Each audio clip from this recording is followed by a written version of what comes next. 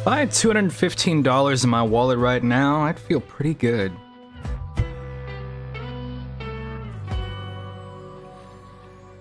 There were 215 people in my house. That'd be scary.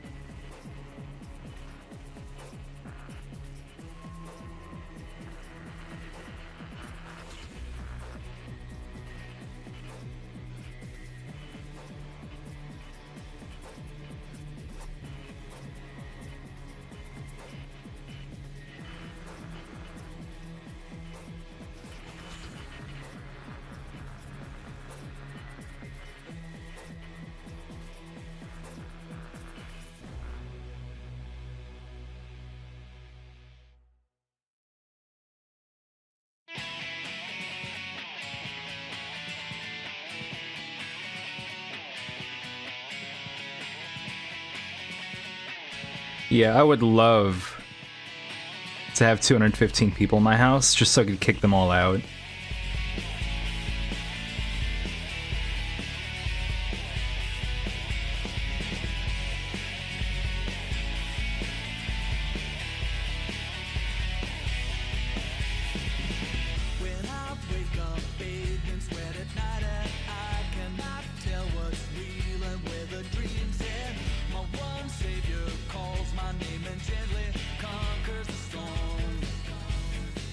I know there's a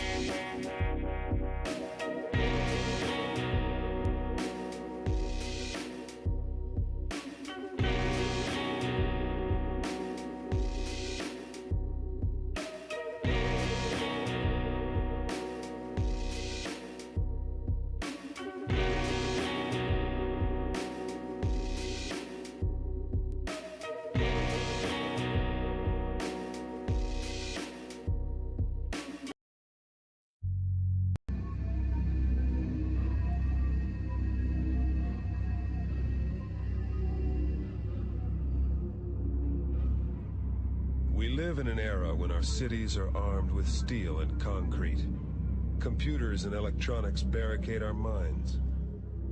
It doesn't change the fact that there exist a lot of strange phenomena, bizarre beyond reason or logic. Most folks just don't see them. That's because we cling to order, to any tiny happiness that comes our way, and we bust our humps to blind ourselves with our desires and our pleasures. There's a world of darkness out there, beyond time or space. A world filled with evil that is undeniably real. And in that world, there are things that run wild. That wasn't my cat. That was some other cat. Good evening, everybody.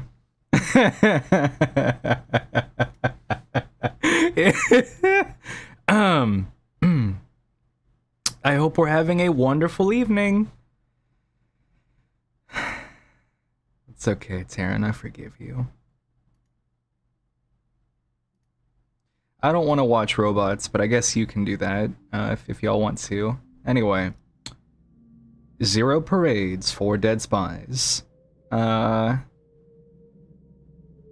pretty fucked up. Previously on 0 parades, well, accidentally murdered Holocene, and didn't feel too good about that, so I did load a save. We completed quite a few little side quests there. We did bought a gun and built a gun. We've got Kindred back on the team. Went through her mind, saw her memories, saw her horrific, grisly, terrible, nasty, truly gut-wrenching torture, and the suffering that it, you know, put upon her. But she's on the team, and I'm sure it's gonna go great. We turned in all that stuff with the Mr. CIA. Well, he's actually not CIA at all. He used to be a former opera. Gave him some space documents, and he gave us a little bit more of a push in the right direction. Right now we're gonna do some Holocene stuff. I also have to meet with the mysterious silhouettes. You know, like an hour or so. Gotta help some stuff with Ramses. I need, whenever the hell this... We gotta do some more business with the, Emter freaks. And it's all gonna culminate in killing the Grand Lake. Now, sadly, I will not be able to collect all the cups, so that is gonna have to fall by the wayside, but what can you do? What can you do?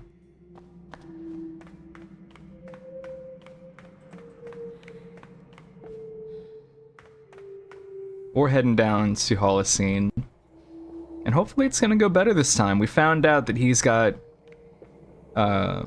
mold. Mold that has possibly seeped into his brain.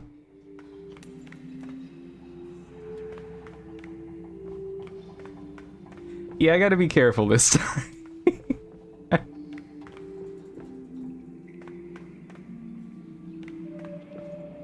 Great googly moogly. Howdy, Dick. Hello, Raiders. I'm Oleski. Welcome in. Hope y'all had a tremendous time. We're doing a bit of a story game here, so we're all just sitting back and relaxing as much as one can relax.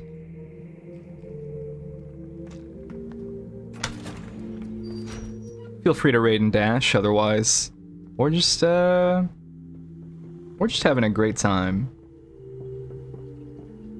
The mold's tendrils rise gently as you approach. I shouldn't have done that. It's happy to see you. You turn away. This counts as a conversation, which is ridiculous. 'Cause yeah. Let's do another bit of house cleaning. I chewed some candy. Makes me calm when I succeeded a skill check. I'm still feeling great about space. It's a mix. I ate some bad rations. I got shot in the shoulder. And that's not really doing me any favors there. I'm still sweaty. I broke my code twice, 2 separate ways. I took a boner pill. And I rubbed the bald spot of my double. Make me feel better. So we got a lot going on.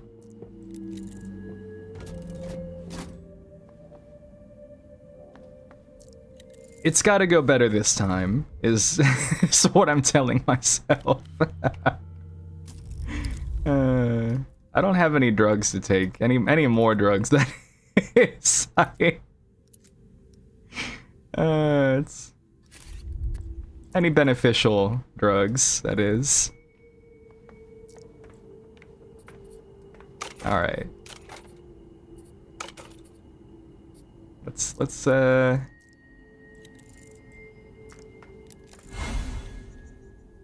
we've got something important, and that is our nasal spray. That should hopefully have us not have to, you know, hack into his brain. Cascade, stop. My anxiety is spiked. Before you utter a word, be aware that anything you say in my presence, anything I hear, should be considered pre-intercepted by the small controller. Right, he believes there is a little monkey creature in his head. I see you are well acquainted with this treacherous cranial entity that directs my movements, words, and thoughts. Oh no. Oh no. Holocene, something is very wrong. Couldn't agree more, Cascade. The instructions are on the table. Do not read them aloud. No irony here. No dress rehearsal either. Hey, I got that on me, right? I got that thing. Yeah, it's right here. Okay, good. The Chimera Verde fungal infection. Of course.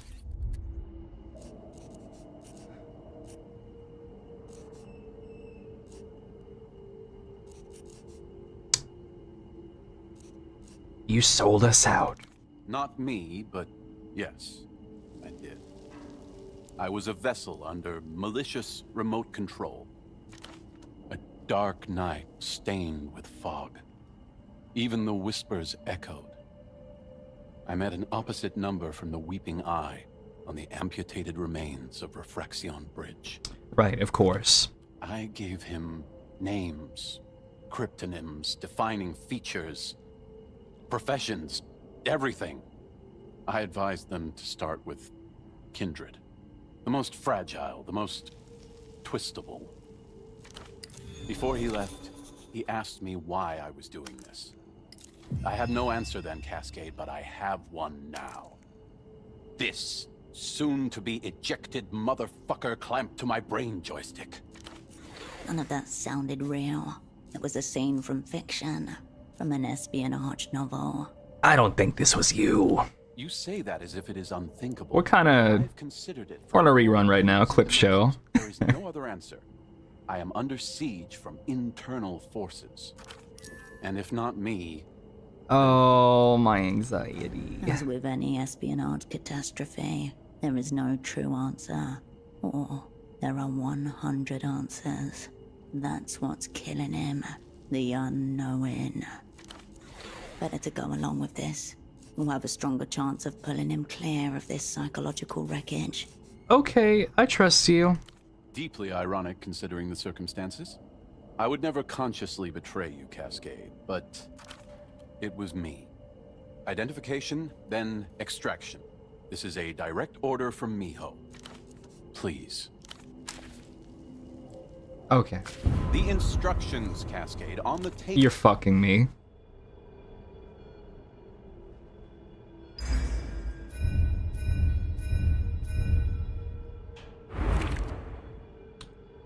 Goodbye, blueprints.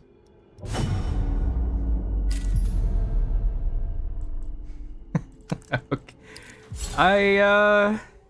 Well, surely when I click on this, we're gonna have the option, yeah? Reflective surface of the Oh, sketchpad. come on, man. A strange container and a crank drill. A regular pen. It's gonna go right this time. Reddish lip.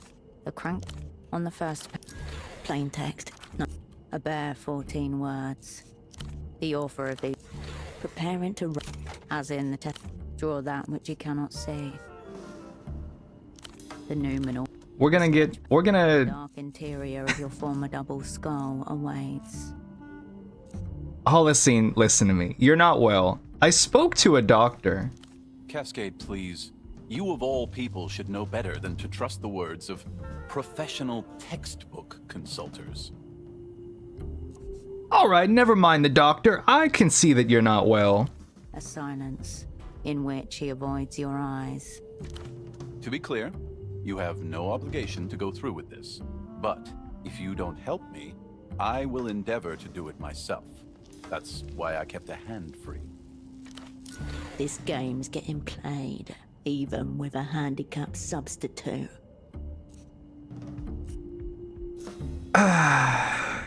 The way I see it, whatever happened, it was my responsibility, so I have to be in. Also, hi, Vixie. That's not remotely the case, Cascade. But I am grateful for your assistance. Now, find him. No, what? Hey, Hi, Juliet.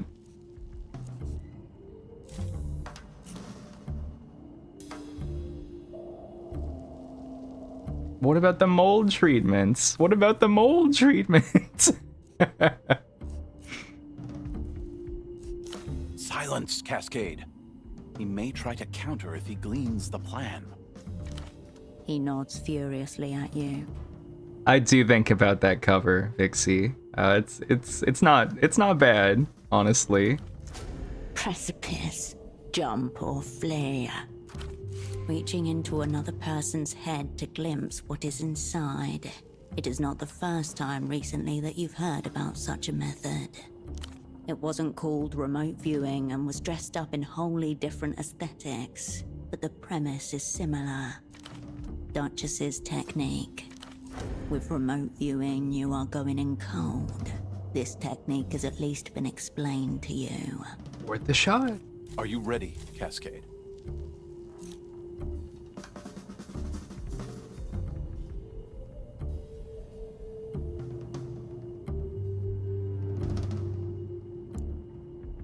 Of course, my fucking status effect has to fuck me.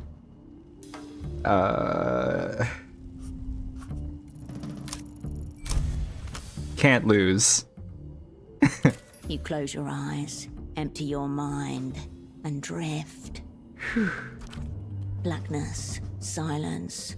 A diffuse you traverses immense stretches of void, out of which slowly there emerge features. Nebulas of pain spiral above. Strange constructs of ego-like alien architectures, and in the distance, a psychic cant that you understand without needing to decipher. Listen. Take it away from me, Cascade. There, the exact nature of his lacking, just as she taught you to find. That Duchess shit coming in clutch. He's not hiding it. He's screaming. Please, take it all away. Incessant scream of newborn. What is the nature of his lack? He couldn't find an answer, so he made an answer. He should have been given literature classes at a university, not out here, down here, doubting everything. I don't know what you want me to take. Take the unknowing and the failure. Smash the mirror into thousands, then reform. Make it knowing, make Oh, it yeah. certainty. Oh my. And I can begin again. Pink Wisp. Hey folks, welcome to the stream. We're in a bit of a We're in a bit of a harrowing situation here, trying to avoid from drilling into this dude's brain. I'm Oleski. Howdy, folks. Hope you had a good time. It's a bit of a story game. It's a lot of reading.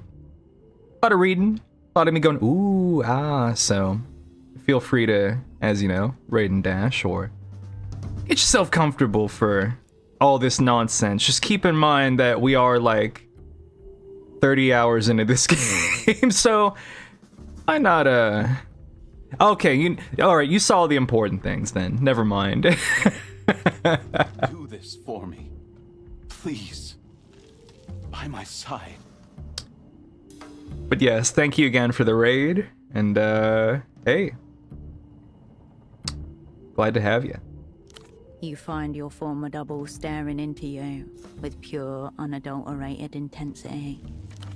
You've got him, haven't you?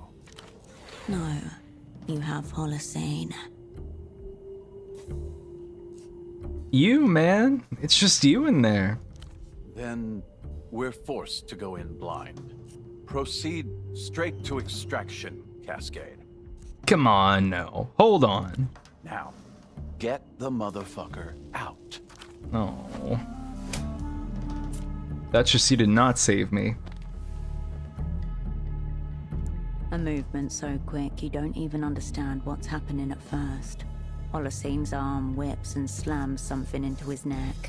His muscles slacken, his eyes roll wide. In his hand, a syringe of unknown anesthetic. Uh-oh. Warning, train now approaching Omega Station. Okay. No return trip scheduled. Yeah, let's ozone this bitch up. Thank God, I was so worried that I fucked it still somehow. Well, we're not out of the woods yet, but...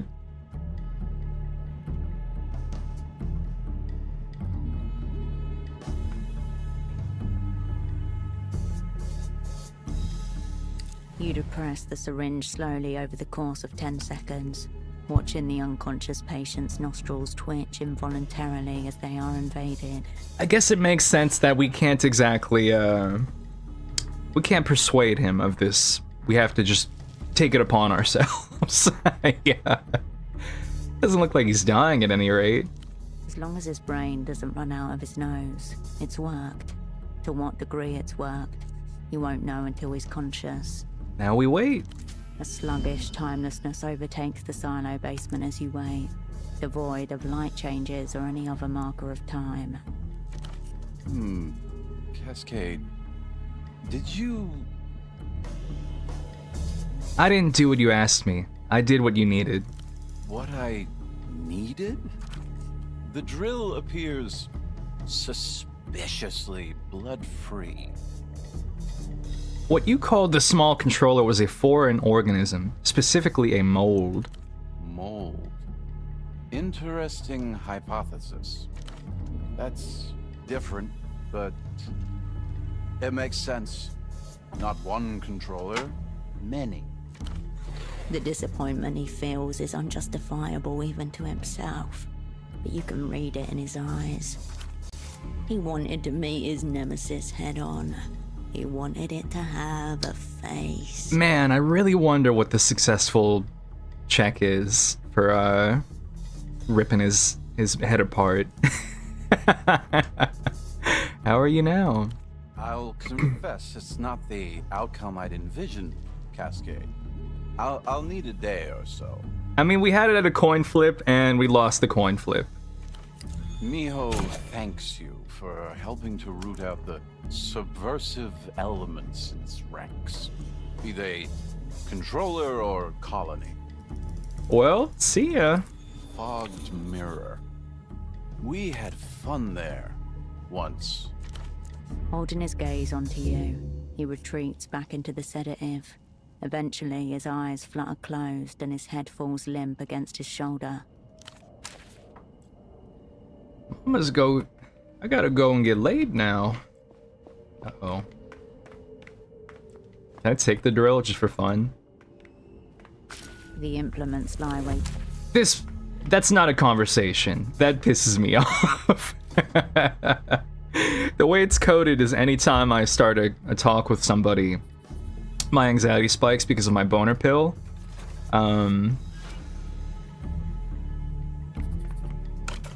But it counts a lot of things as a conversation. The first go around, Curry, I just killed his ass. I saw it into his head, and well, he died. So then I was like, all right, back it up. Let's go take this mold to a doctor.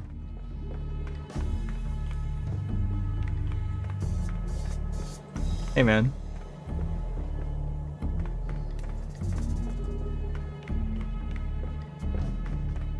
Should be about time for the party alley.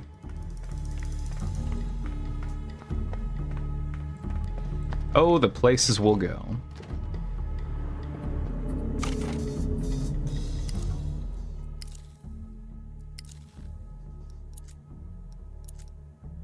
Instincts. Cold read could be higher.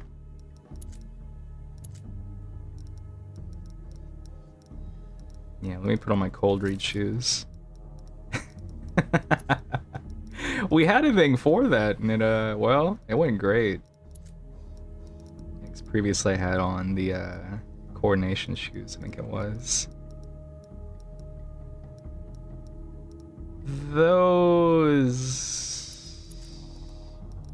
Those guys, yeah. Okie dokie.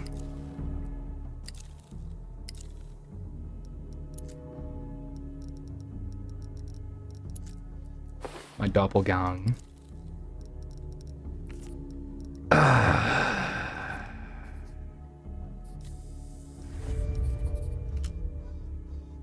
It's time. Well, I think it's time anyway.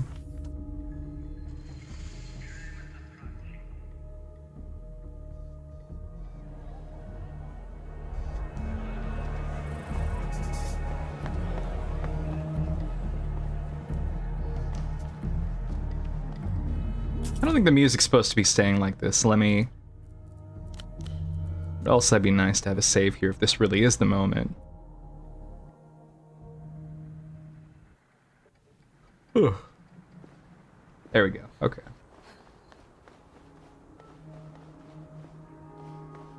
Feeling good about this jacket, let me tell you.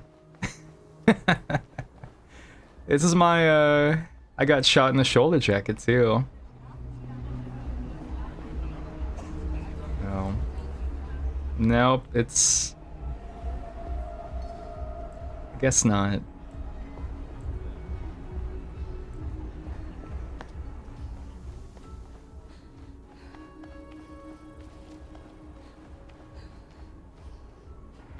I guess I could talk to Yana while we have some time. What's up, girl? Yo, Hirsch. You check in with Marco yet? Oh, I checked in with him, alright. Got something on your mind, Hirsch? Question, Yana. Why is an Emter operant with weird headphones shooting at me? The girl pauses for a drag as a passing aero tram whines and screeches above. Is Marco alright? She's concerned about Marco, the espionage voyeur. Marco's dead. Marco's fine. I'm the one who got shot. He actually shot you. Hardcore, Hirsch. Very cool. It's no big deal, actually. I've been shot before. Yeah, nothing new under the moon. I could have sworn the headphone guy was with the Luthians, but you say Emter again. Either way, it doesn't matter. He's a midnight prick like you. Enough posturing. I think this headphone guy took out my double. Fuck. So he's the real thing. No more playground shit. But this makes zero sense. Why would the MCons be so interested in our deal?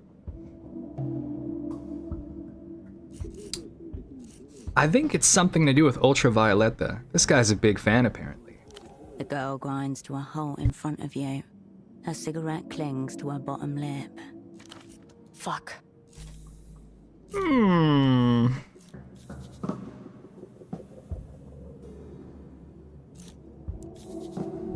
What's tempo got you mixed in?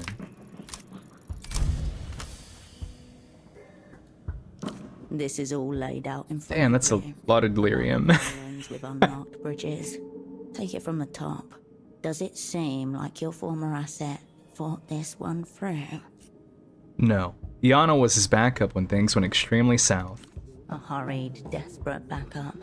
Yet the practical logistics of the scheme were planned long in advance. This reveals a fundamental truth.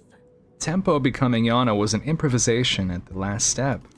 And yeah, in the slow dip of silence, a piano melody lolls through a thin wall. She says she volunteered for the process. That's why she was there, which leaves a single question. Yana, who is Tempo actually trying to copy onto you? I was wondering when you were gonna ask that. This whole fuck show started when we brought... Actually, better if I just show you. Please do. Follow me. And Hirsch, be cool. Wow, Mashes the ends of her cigarette into the tabletop and glances at you once more as she rises. hitting something that Taryn has seen, but not me. Crazy. The girl leaves a strange cord hanging in the air as she turns to face you. Yana, who's this? You're... Okay. Her gaze has both hold and fight. It takes effort to meet it evenly. This is Hirsch. She's a friend at Temple's. Friend of mine. Might be able to help us. Hello there. Hello. Hello there? You're standing a foot from the biggest pop star in the world, and you come up with hello there. I know who she is. I was just keeping it neutral. Dubious. It's alright, Yana. I appreciate this approach, actually. Oh, I should have been wearing her shirt. Hello, Hirsch. It's nice to meet you. Bask in her starlights. Hirsch, you seizing again? Blink if you can hear me. This happens sometimes with new people. Are you alright? I'm all good. Just a little bask. Oh, okay. No problem. Take your time. Mother of fucking God. Sorry, I've been told I can come across a little cold at first. Call me V. Thought they media trained you people. Oh, they do. They certainly do. You can't quite shake the feeling that this girl is seeing visions of your death as you talk and keeping them all to herself. Yeah, he was fixated on the big poster outside. And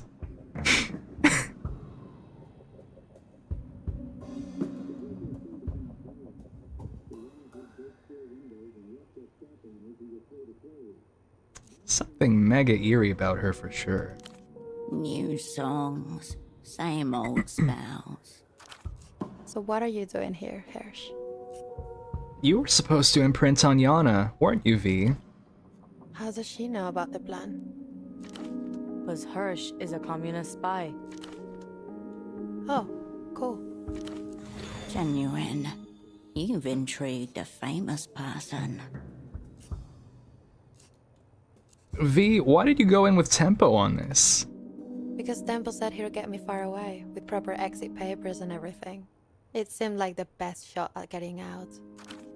Raw deal, she thinks. But still a deal. Eastern Republics was the play. Very casual on their entry requirements. Best shot, like V said.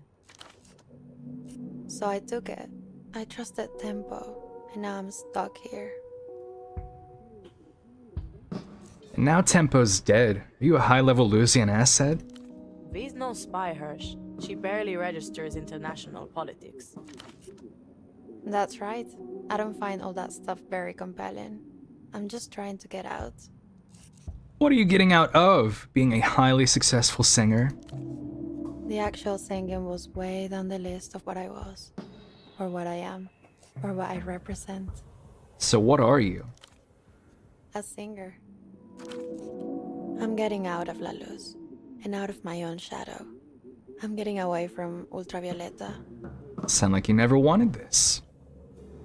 Some people will do anything to meet me, you know. But as soon as they do, a little light goes out in their eyes. Then a part of them wishes they'd never met me at all. An enviable life, if you squint.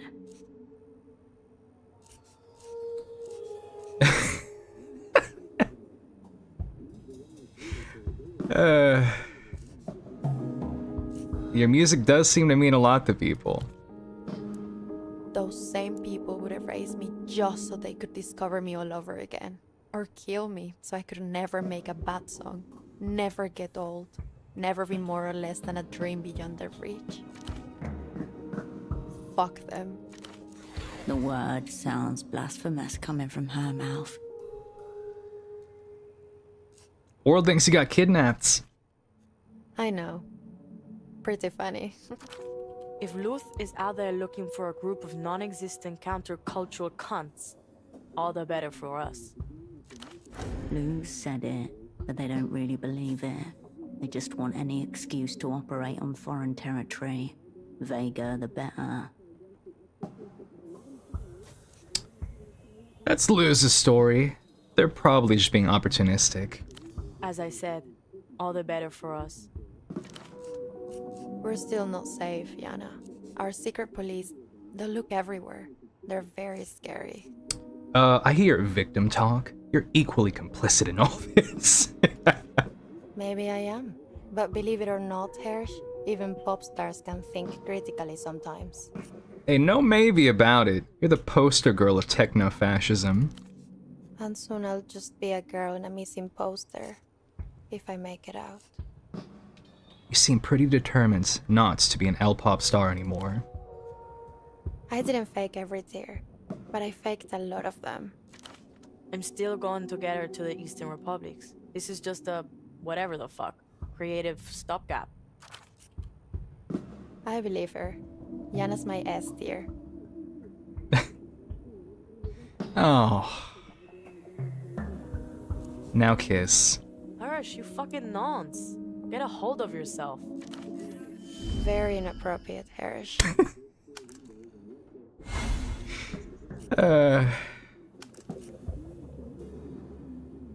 Who's my S tier? Don't ask me.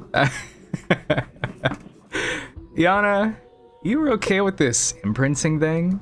Becoming a hyper-tier artist at the apex of her fame and talent. Yeah, I volunteered. But as it shook out, I'm a gay middle-aged bootlegger with a nicotine dependency. Funny the little ways life fucks you. V, you were okay with the imprinting thing? It's her life. If she wants to bleach it away, that's her call. Plastic surgery for the soul. Yeesh. The other girl looks down and instinctively reaches for her cigarette packet. And you're definitely not a part of these secret treaty negotiations between Emter and La Luz. Negotiations? That's what managers are for. It would really help me out if you knew something. Sorry to let you down. I don't know anything about that. She's not doing your job for you, Hirsch. Come on. My S tier, well, that's I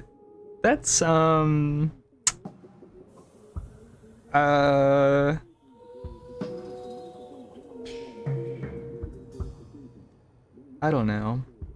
I think I got the measure of all this. Pretty simple when you break it down. V's still V, I'm Tempo, and Tempo's dead. Scheme fucking busted.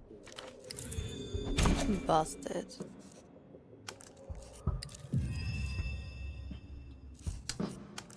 What's next for you? Easy. Keep running all the way to the Eastern Republics. A fugitive life, then. I never thought of myself like that. But yeah, fugitive. A fugitive from one empire or another. Do angels ever truly know if they're moving through the living or the dead? Call yourself a renegade, not a fugitive. Sounds cooler. And a little braver. One very at odds with the atmosphere in the room. As long as I have something that makes sound by my side, I'm not afraid to disappear. Got a couple of fan shifters out there, V. Great. The very thing I'm trying to outrun is right outside the door. They were tough, but fun. They're kind of obsessive. And I don't know. I think some of the music's meaning gets lost. I think they take the wrong things from it. She's uncomfy. They mentioned suicide, fallen ultras. Random acts of self-annihilation are not unheard of in the ultra community. I don't like it when it happens. But now and again, it does happen, yes. Sick. I get letters too. These days they screen them to keep away the worst. Another thing she's trying to outrun. Can L-pop really turn you suicidal? Not the music itself, I don't think. But if it brushes up against some damaged part of you, you're dealing with a human soul, Hirsch. It gets mucky in there. Has anyone tried to kill you? I've had a couple of stalkers, but nothing serious. My security takes care of them pretty quick, usually. She's a state asset. The Weeping Eye would handle any external threats with prejudice. But 2 years ago, a girl did kill herself at one of my concerts. With a handgun. That's heavy, V. Yeah. Third row. Looking straight at me. Leonor Sousa. She was 15 years old. Fuck, I didn't know that, V. I didn't play a show for 6 months after that. Didn't go outside either. What does moon glow mean? They say it a lot. I never actually said that. It was some nothing phrase that the PR team came up with last album cycle. Sadly, it stuck. By the autumn, they'll have forgotten why they liked it. Moonglow will no longer be Moonglow. Yana's kind of the ultimate fan shifter, isn't she? Don't lump me in with those skanky cunts, Hirsch. So mean. How do you mean, Hirsch? I mean, she was actually going to be you. It's kind of different, Hirsch. I didn't want to be V. I just wanted to be anybody but me. As you can tell, because I fan-shifted fucking Tempo instead. I knew you both, Yana, before the imprinting. You're not just Tempo or Yana. You're your own person now. A two-tone kaleidoscope. The girl throws a quick glance at the pop star and half a smile. Your music's gonna mean different things to different people. Yeah, you're right, Hirsch. I can't control it. Well, I can, actually. I can flee the state and never come back. Enough about fan shifting. I agree. I won't miss them. You working on new material? Trying to, yeah. Are you familiar with the old material?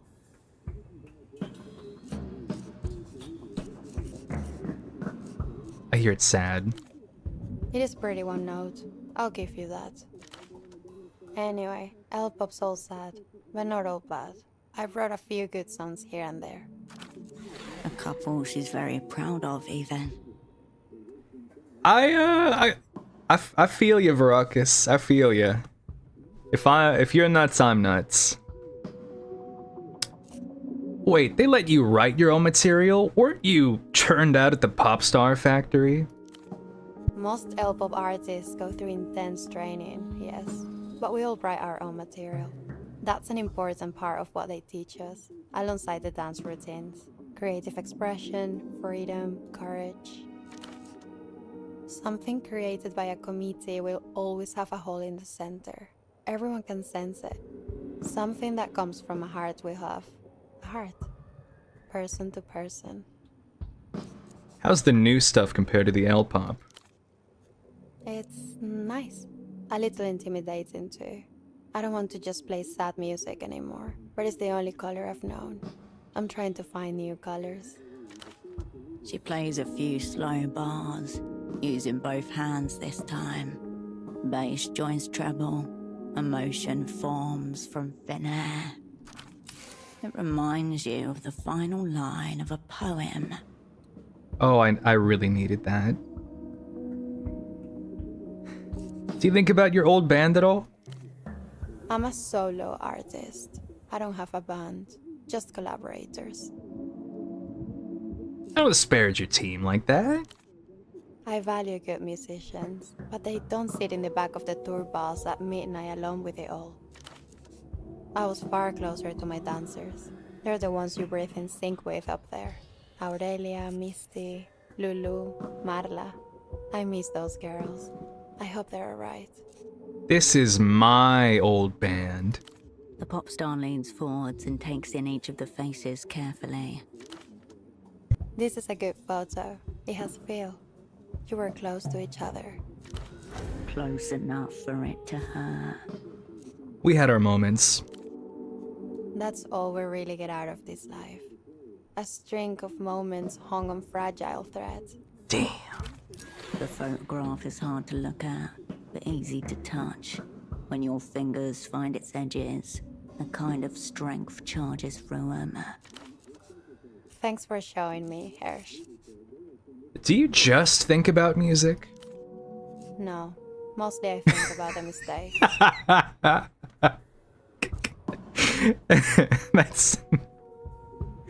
That's good. What kind of mistakes? Notes I sang slightly off. Songs that needed an extra verse, half a bridge. Album names I settled for when I knew I should have pushed further. You build beautiful cathedrals to compromise. I can't stand myself sometimes. The weakness, the mundanity. Some things you make will be good, and some will be bad. One follows the other. No, they all have to be good. If they're not, I'd rather give up now and never play another note. A lack of vision, that's the thing I can't forgive. In myself and in others. How do you handle your critics? Indifference and disinterest. The pop star has nothing further to say on the subject. What you're playing now sounds sweet to me. That's because it's a sweet melody. I could put down 100 of those. I've been playing piano since I was 5 years old. I don't know. People call me a perfectionist. Be a perfectionist or be one of the others. That's what I think. Just keep going. The world will always need music. I think the world has too much music. It's everywhere. Shops, restaurants, cafes, rooftops, lifts. Yana tells me even the aerotrams have music players now. Why? Well, there is some beauty in silence, but silence is pretty impossible. The answer is obvious. To keep the masses under dim sedation.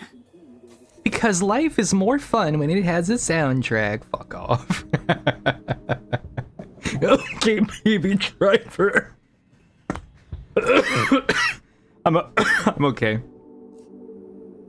The culture's bleeding out, V, while people just walk by. Fucking Johnny Silverhand line over there. Pick up an album. All the covers look the same. Turn it on. All the music sounds the same. It's like music for ghosts. Anthems for nothing. Why are you clipping that? I worked with a guitar player who paid a ridiculous sum of money for the exact amplifier one of his favorite bands used on a record once.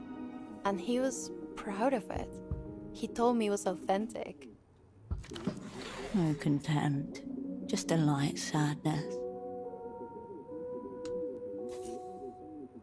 Okay, that's a heavy line to put in this game specifically. They gotta you gotta be careful, y'all. That's dangerous. That's some imitations can be more real than the originals. I don't think so. There's no such thing as a real imitation.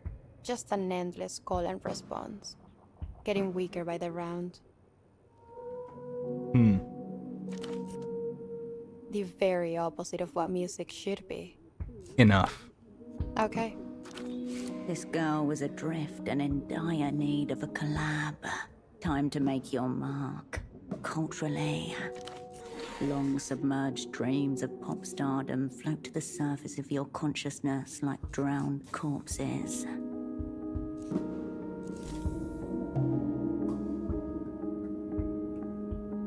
Oh yeah, it's like excellent screen camp baits.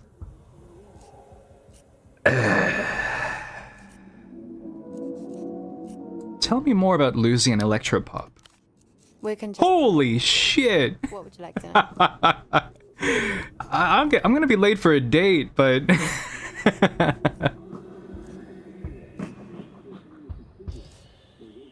cover the moon when I'm gone. What's that one about? I took some inspiration from an old Lucian death rite. It dictates that you cover all mirrors in a shroud for 3 days after someone has died. Have fun with your dinner. To make sure that that person doesn't get trapped in the reflection. You don't see it much in the cities anymore, but in the smaller towns and villages. I remember they did it at my grandmother's funeral. I found it very striking as a child. A 6-year-old girl slowly lifts the corner of a heavy white sheet with frayed edges. Behind the sheet is a mirror. There is no one else in the living room. The girl catches a glimpse of herself and drops the sheet in shock. Anyway, I had this dream one night where I was trapped in the moon. In the moon? Not on it? Yes, inside. Like a gigantic mirror ball. It was more like a nightmare, to be honest. And so I thought, when I die, someone needs to cover the moon with a giant shroud for 3 days, so I don't get trapped in there.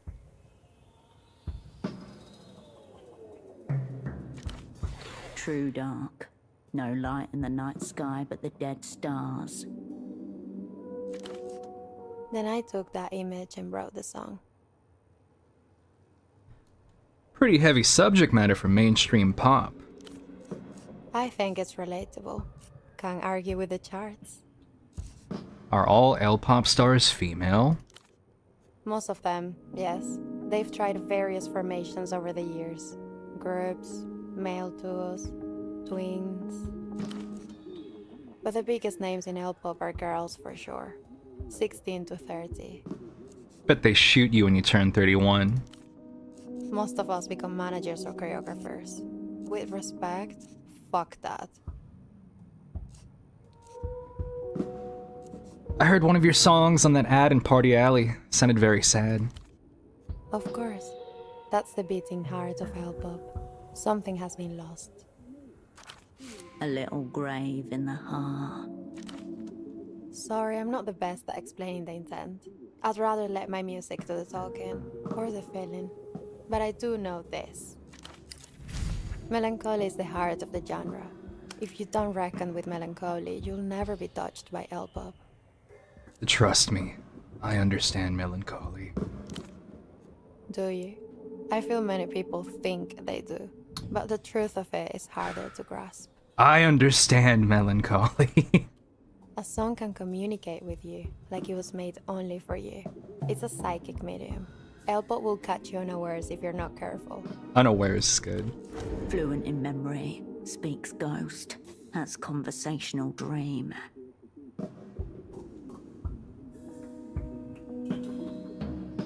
Sounds like a warning. No, not at all. It's just heavy. It's not featherweight music. When it's done right, it clings to you. What's the history? The genre is maybe 30 years old, I would say. Year 65 sounds right. As old as her, she is L-pop. It evolved from traditional Lucian funeral ballads, but the instrumentation is all synthesizers. That's how you can date it. Certain synth sounds for certain years. The earliest songs followed the Lusa Requiem form too, with extended overtures before the verse kicked in. These days, they're more classically pop in their structure. So now it's just another commodity. My heart beats underground, V. It's not. The labels let the artists lead. I play 6 instruments, Hersh. I control all the creative direction of my music, from the lyrics to the visuals to the show lighting. That's why people respond to it, I think. It's real feel. 6 instruments? Piano, guitar, viola, clarinet, drums, and harp. And fado guitar, but I'm including that under guitar. Wow. What do you write about in your lyrics? My life, mostly. What else is there to write about? Like ninjas and shit? Sex. Yeah! The working class. uh... uh...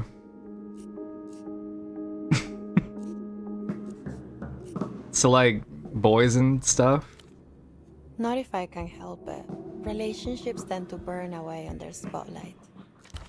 Yours don't seem to require the spotlight.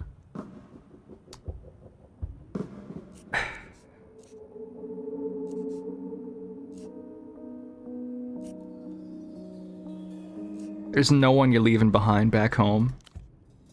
It's not... Maybe there was one person, but I don't know how real the whole thing was. I can never tell, really. That will make a good song one day. Album closer.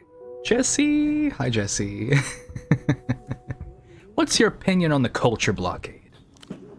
I can understand why it's there. A lot of people are scared of La Luz, but I'd like L-pop to spread further across the world, as far as it can go. Desperation is a beautiful thing sometimes, Billy, as long as you're, like, looking at somebody through, like, a big pane of glass. There should be no blockade on music. No limit to where art can reach. Isn't L-pop just another weapon and Luz's massive cultural victory scheme? There's an element of propaganda, yes. Unavoidable in a state which actually values its culture. Not speaking with its champion soldier. Its glass cannon. You're the big gun! Your place is on the front line, churning out propaganda hits! Call me a deserter then, but I've given enough. No more Hersh. What are the suicide epidemic statistics? I don't think anyone keeps a record of that. I'm not convinced that this stuff isn't weaponized somehow. Beautiful weapons, if so. Thanks for the lesson. No problem, Hersh. Won't you miss it? The hyper-teardom? I'm not sure it even really happened. First thing the instructors do in La Fábrica is take over your name and give you one of theirs. What's your real name? That doesn't matter. That doesn't matter at all. A begins with A. That's a shame. We would have whipped at pop star school. Leader of the pack. I went in when I was 6 years old. So all this kind of seems like it's happening to someone else. Some girl called Ultraviolet. You can't ask a girl her dead name. And I don't want to be her anymore. I think Hirsch. No, I'm not. I'm gonna keep that part of Nat out of it. I'm not gonna. I see a lot of Herschel in Oleski, but I can't go that far. You're an accomplished musician. Let me get a couple more opinions on some music. Okay. They may be stronger than you're looking for, though. Ever heard of a song called Super Block Baby? Super Block Baby? No. I don't think I have. Sorry. It's communist, but ironic. Like you, Hersh, right? No, I'm what you call a real communist. That's okay. We can still be friends. I'm not a real techno-fascist. The wall will be the judge of that. Consult it. How does Super Block Baby go? I'd love to play it for you, but I have a bomb on me. Here we go. The spontaneous audition that launched 1,000 collabs. All that I need lately is my Super Block Baby. Da, da, da, da, da, da, da, da. Then again, a couple of steps slower. It's actually more like, is my super block baby. Nice melody. Lyrics need work. Moving on, Billy. You must know Undois, No. Scum Synth, up and comers. Scum synth? You watch her nose physically turn upwards a few degrees. Look out for Go Go to the Beach, mega hit in the waiting. What a juvenile title. What about Blood Golem? On occasion, I fuck with a golem. Really? Absolutely. They're a perfect counterforce to my music. Melancholic rage against melancholic emptiness. Desolation in different seasons. I listen to them before going on stage sometimes. They emotionally tune me. It's weird. I can't describe it, but it works.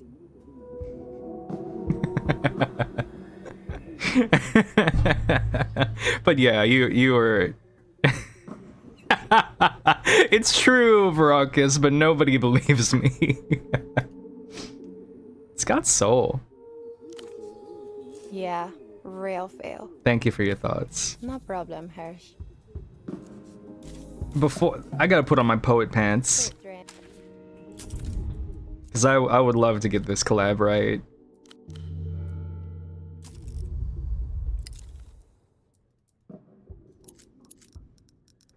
Oh, but she's gonna hate me wearing this shirt with her on it.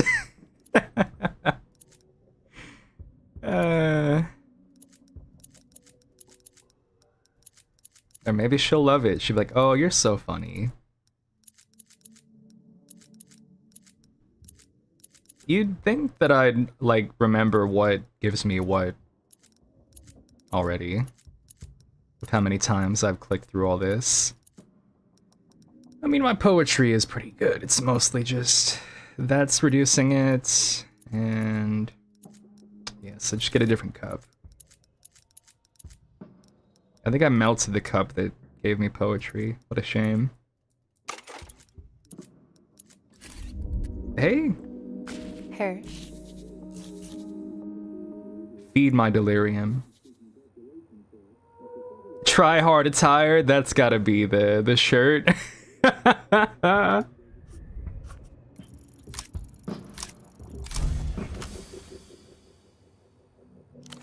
This girl is no longer a pop star. She is a liminal artist caught in a liminal space. She doesn't need help with the work, but with identity. What's your new stage name gonna be? Hirsch, don't be a dickhead. I asked you to be cool. It's okay, Yana. I've been asking myself that same question. I've got a notebook full of ideas, but none of them feel like me. They gave me a stage name too. Actually, more like an anti-stage name. Cascade. Cascade. Not bad.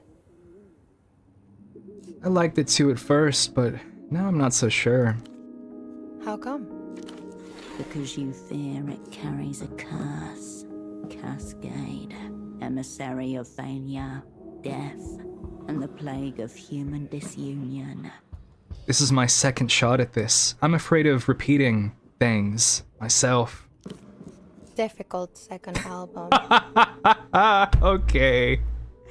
Yeah.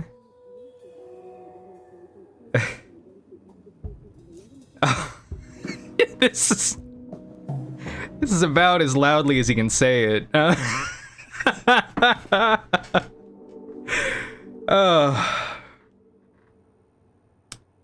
It was rough and ready, but I'm not sure we can recapture the magic this time around.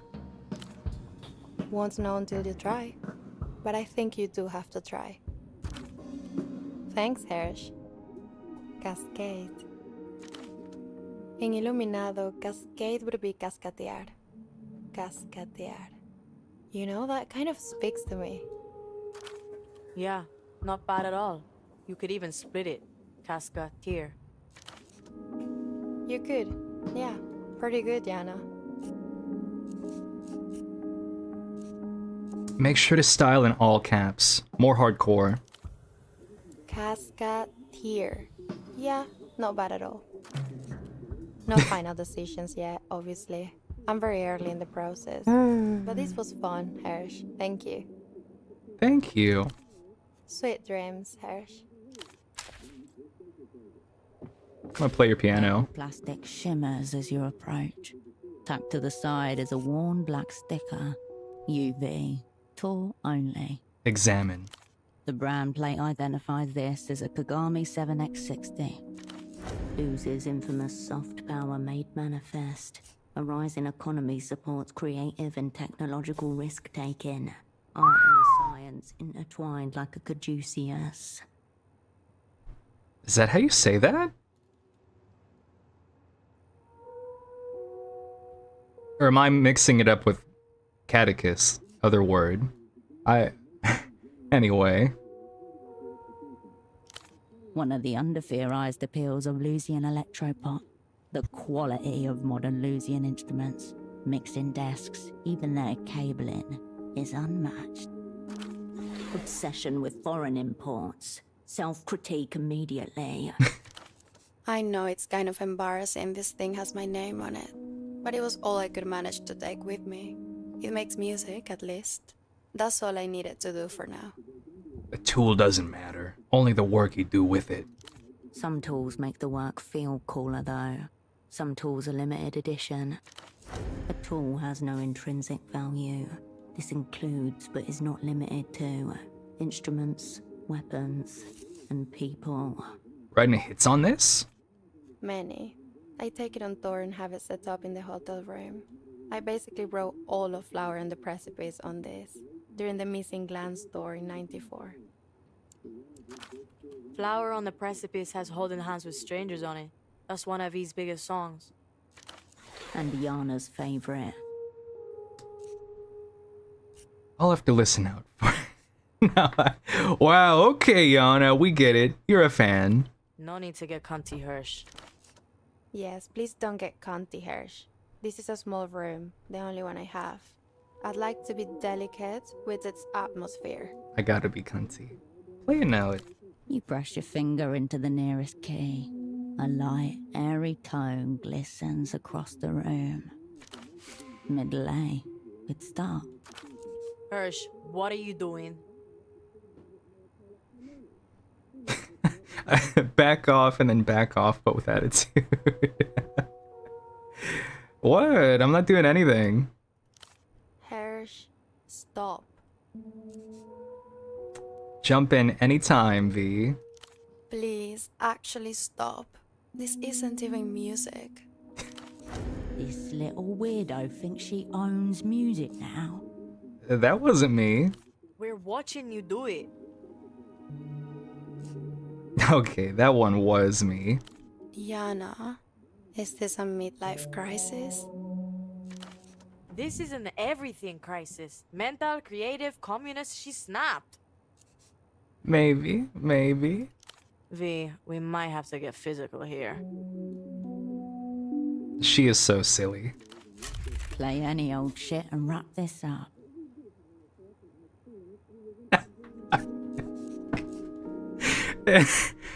It's called music theory. Listen and learn. Hirsch, you're done now. It's okay. You're done. Better leave this alone. The young pop star untenses as you step back from her instrument. Everybody's a fucking critic. Remember, Hirsch, no weird shit around V. Okay. Later, Hirsch. Gosh, so that's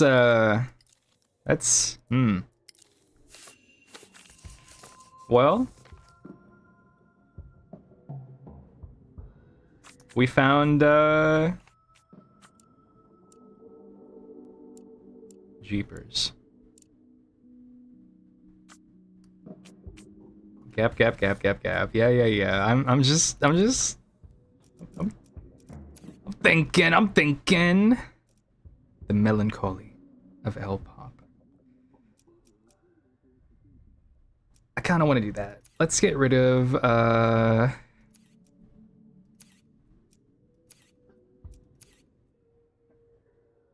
Let's get rid of... I mean, I could just make a new thought, actually.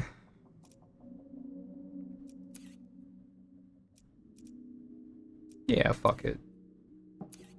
Our final... Oh, 9 out of 9 thoughts.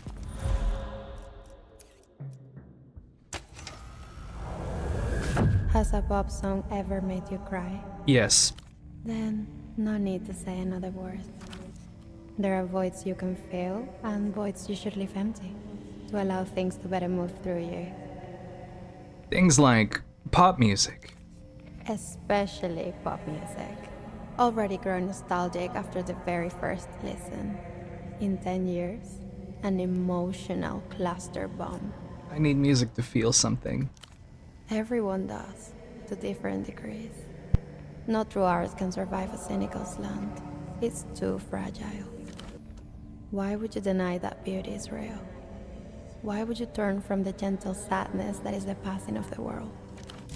Nothing changes but your life. Sing to me of the melancholy. If you can be moved, why not be? Goodness. Peer deep. It's time to go to the Gap. After I put on my leather harness, of course. Wee. And my kimono. I'm going, Curry. I'm going. Just as soon as I, you know, pants and stuff.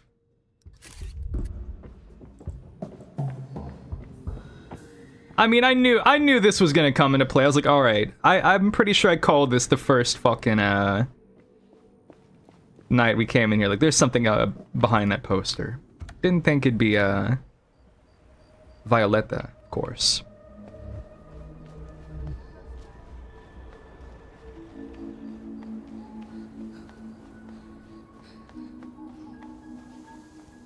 Gosh, I'm so excited. I'm gonna do another save, just because, who knows?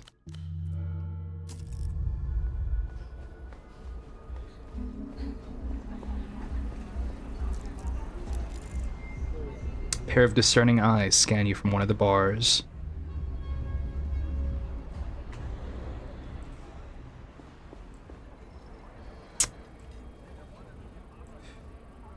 Hello, Lapinette.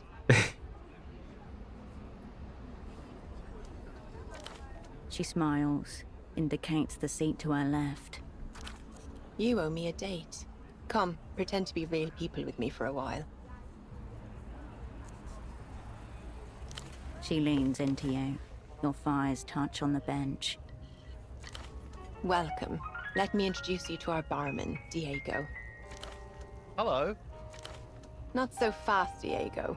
Let me also introduce you to the worst calamanic ever put together. Diego's very bad at his job. Looks fine to me. Try it and steel yourself. Her eyes sparkle, delighted. She's inviting you to participate in the ritual humiliation of a third party. Take a sip. You sip the calamanic. It tastes exactly like a calamanic. It's fine. Thank you, Diego. Thank you, miss. Incompetence, both of you. Nobody in this city respects a good tincture. Now, Diego, please debase yourself further with 2 more calamanics. Actually, no. You've done enough damage on that front. Just straight mezcal. Bring the bottle. Okay. Coming up, miss. Look what he's reduced us to. Sharing a bottle like 2 doe-eyed secretaries.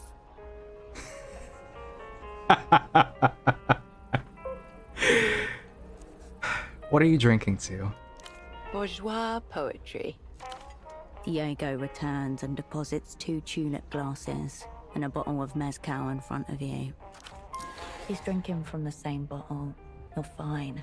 Get her drunk, make conversation, see what guts she'll spill. Come, talk to me. This is our little space. Let's cast off these silly personas. No need for them here. Hers is crumpled on the floor beside her, discarded like a tight bra after a midweek workday. I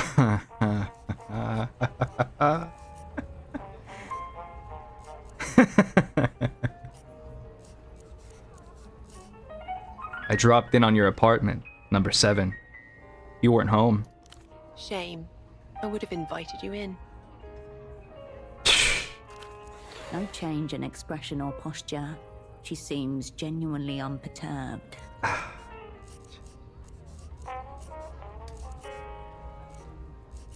Are we just gonna pretend you didn't torture me? Au contraire, you're supposed to remember it very well. Then you'd have done the same to me.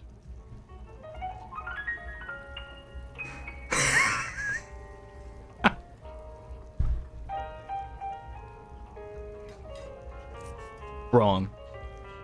I'd have done worse. I hope you show me one day. I might even give you a little go on the pen.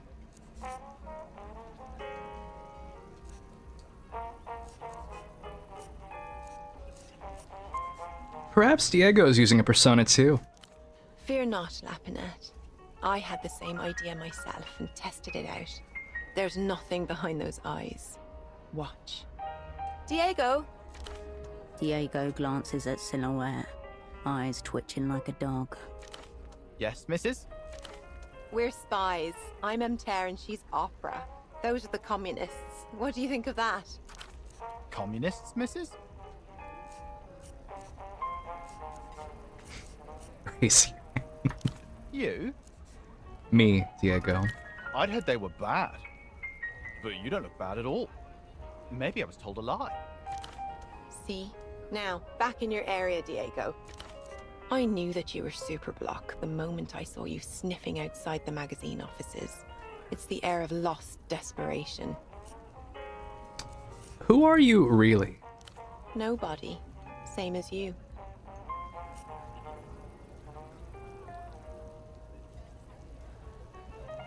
Nice to meet you. The mezcal was light, airy, cold. She watches it disappear into your mouth. Cheers. Now, no more questions with no answers, Lapinette.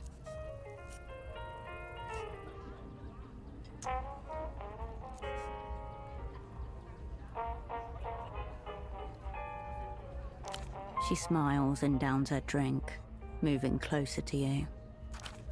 She's into this. Use it. Flirt. Get her drunk. Sounds like you're not that fond of your persona. Mes étoiles. No. She's misty-eyed, nostalgic, sincere, and tender. Makes me sick. Relaxed. Casual. She assumes you're like her, that you feel the same way. Was the interrogatrix a persona too? In a way. It's all just work. I have to pretend I care who you are and what you want with our basement, but don't worry. My pleasure was real. She swallows the contents of her glass, nods at yours. Your second shot goes down as well as the first. Let's get fucked tonight. Bravo, Lapinette. Working at a literary magazine must be awful. It is despair, ma Lapinette. I don't want to talk about it. Truly, I loathe them all. Change it if you hate her so much. I find that my hatred for her helps me stay in character. Keep her distinct. Operants begin to blur when they identify too much with their persona.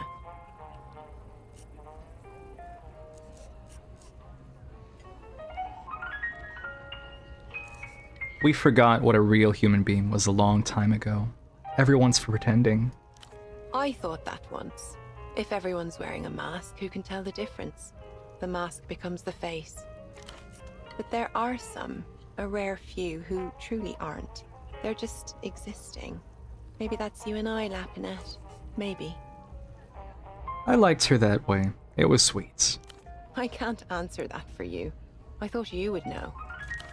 Her expression changes into the sweet, blank smile of her persona. I'm just here to learn. The more advanced sonnets are still way over my head. I happen to love my persona. I suppose writing poetry is a little more fun than editing it. Enough. Yes, please. One of your colleagues shot me. Big headphones. Know him? Are you trying to make me jealous? Yeah! Woo! She takes a long sip, considering you over the rim of her glass. I don't really know him. He's an out-of-towner here for the secret treaty. Can't help but wonder what he's compensating for with those headphones, though. Want to see the scar? Always. You show her your wounded flesh, raised and weeping. She touches it gently, voice lowered to a sympathetic whisper. Beautiful, isn't it? I've never been shot. Touch of regret in her voice.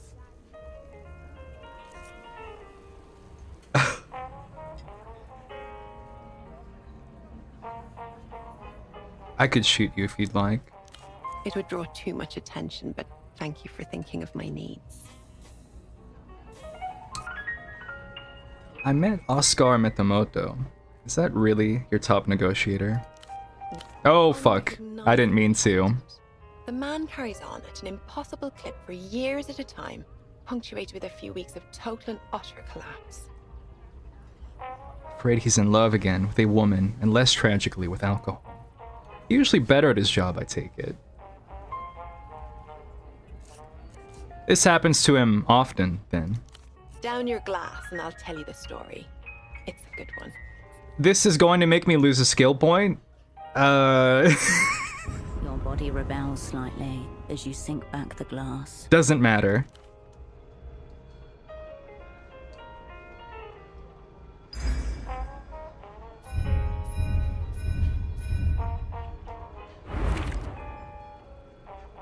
Goodbye, gray matter.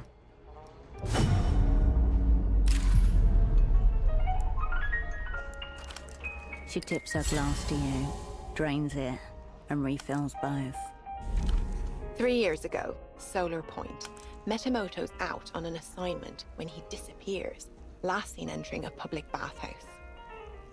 When you say bathhouse, You should picture an orgiastic ritual of sweat and steam, yes. Days pass. We dispatch an asset to retrieve him. He's not in the pools, nor the lockers, nor sequestered behind some crusty hole in a bathroom wall.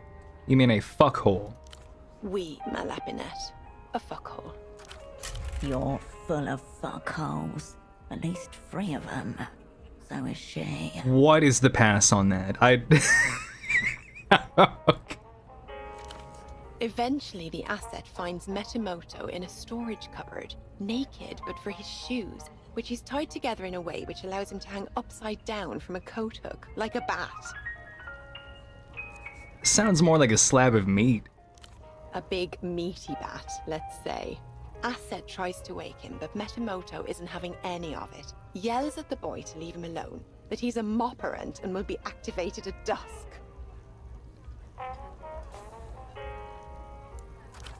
Dusk comes. Our asset is still in the cupboard, cowering among the buckets and detergents. All the useful things together. When in walks a gigantic woman, so big that she can pick Metamoto up by the ankles, which she does, and swing him bodily around, which she does. Be good to give Esty a hard spin. Shut her up for a while.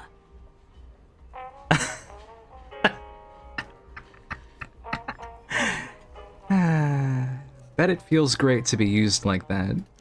Don't be repulsive.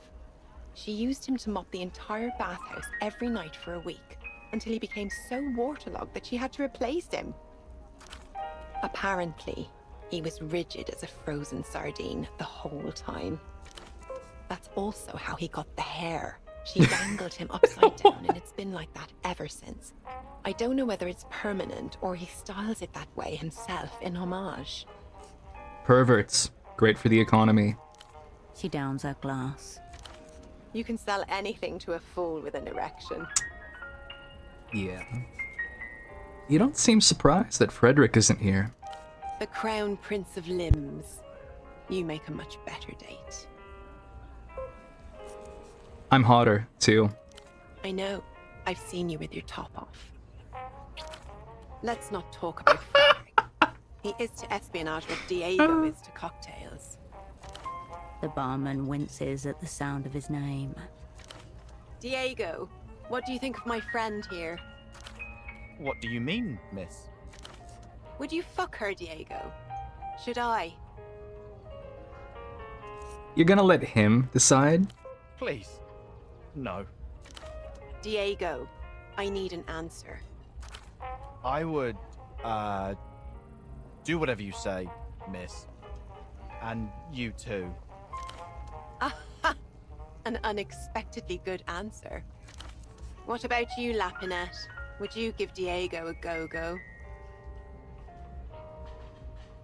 No. But I would give you several go-go's. How sweet of you. No need for me here, I see, missus. Back to your area, Diego.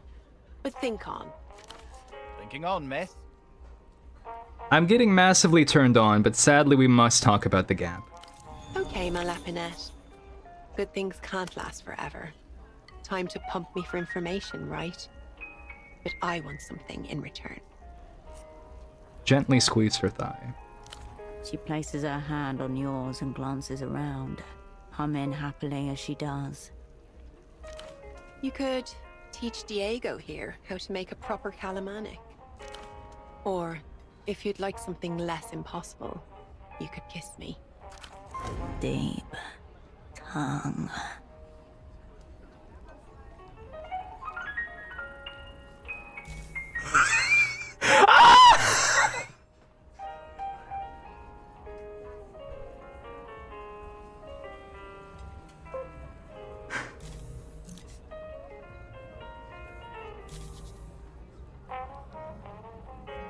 These are all such good options. Oh. I made a save, folks. I made a save.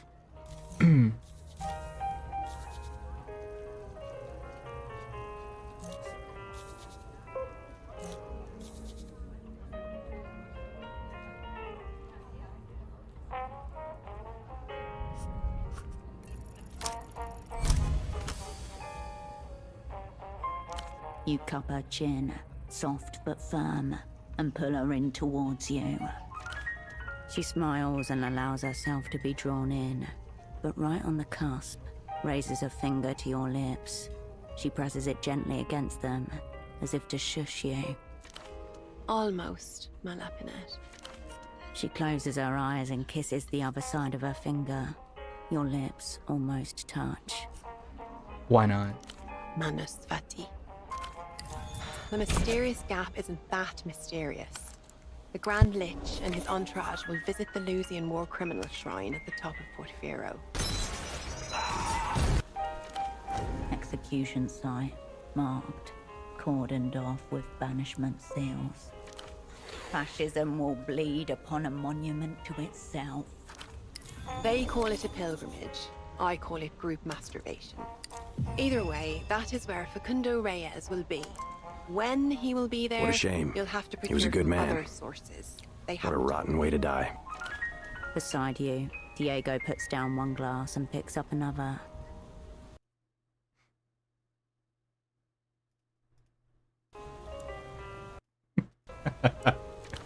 Probably to prevent the exact incident you have in mind. Your controller needs to know about this. I hope this was everything you hoped for. In another life, Lapinette. We should do this again. Probably should. Definitely won't. The rain hits you as you depart, bringing you back to the city. Folks, you have to understand that an almost kiss is sometimes more powerful than a makeout.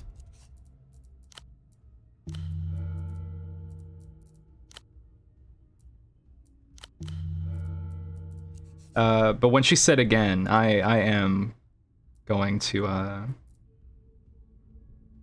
so that's definitely gonna be our canon, quote unquote, our that'll be our main, but I do want to go and see what the technique looks like. Before that though, I've chugged my whole water bottle. I I need to refill it. I need to take a walk. I'll see you in a moment. Lived up to the hype, let's say. 私を助けてくれるあの人は誰？愛と憎しみの間で交錯する終わりなき惨劇。セガサターン版マルチサイトアドベンチャーデザイア9月11日発売。 Embark on an epic journey in a mystical world unlike our own. A world in search of new heroes. Heroes that stand fast in the face of evil. I was right behind you, Jack! Really? I was. A new legacy is born. Rated for everyone. Bring him on! From the people that bring the best to you each morning comes the hottest game to hit your family's breakfast table. Rush to Kmart and pick up a Nintendo 64 Instant Win game piece. Now inside these specially marked packages of Kellogg's cereals. You could win one of 4 grand prizes. A Nintendo 64 Block Party, plus one Nintendo 64 game system and a Super Mario 64 game pack. Or one of these 4 exciting prizes. So fly into Kmart, where these Kellogg's cereals are on sale now. Everything we do is built around you at today's Kmart. Guardians preserve all of mainframe. The last bastion of freedom. Their world. Reboot. Weekdays at 4:30. Welcome to the machine.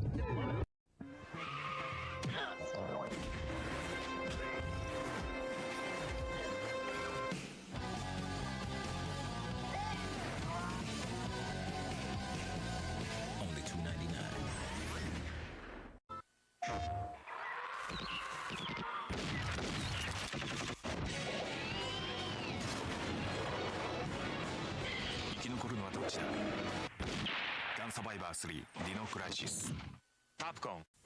The mystery. The magic. The game. Quest 64. The new adventure RPG for Nintendo 64. Get in or get out. うんちゃまカップリングパーティーへようこそ。素敵なパートナーを見つけましょう。素敵なパートナー、素敵なパートナー、素敵なパートナー。二人で盛り上がりませんか？うんじゃまラミー。Okay. Hey, what's up? Tony Hawk? Funky, you stay right there. You stay right there. Yeah, I need to see what the technique looks like. And I'm all... Again, that is going to be... Like, what I... Here, that's gonna be where we leave off. I felt satisfied, but I need to see everything. You understand.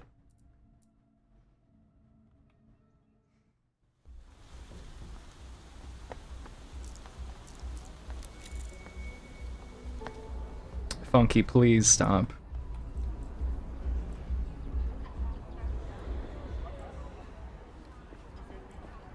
Hello, Lapinette.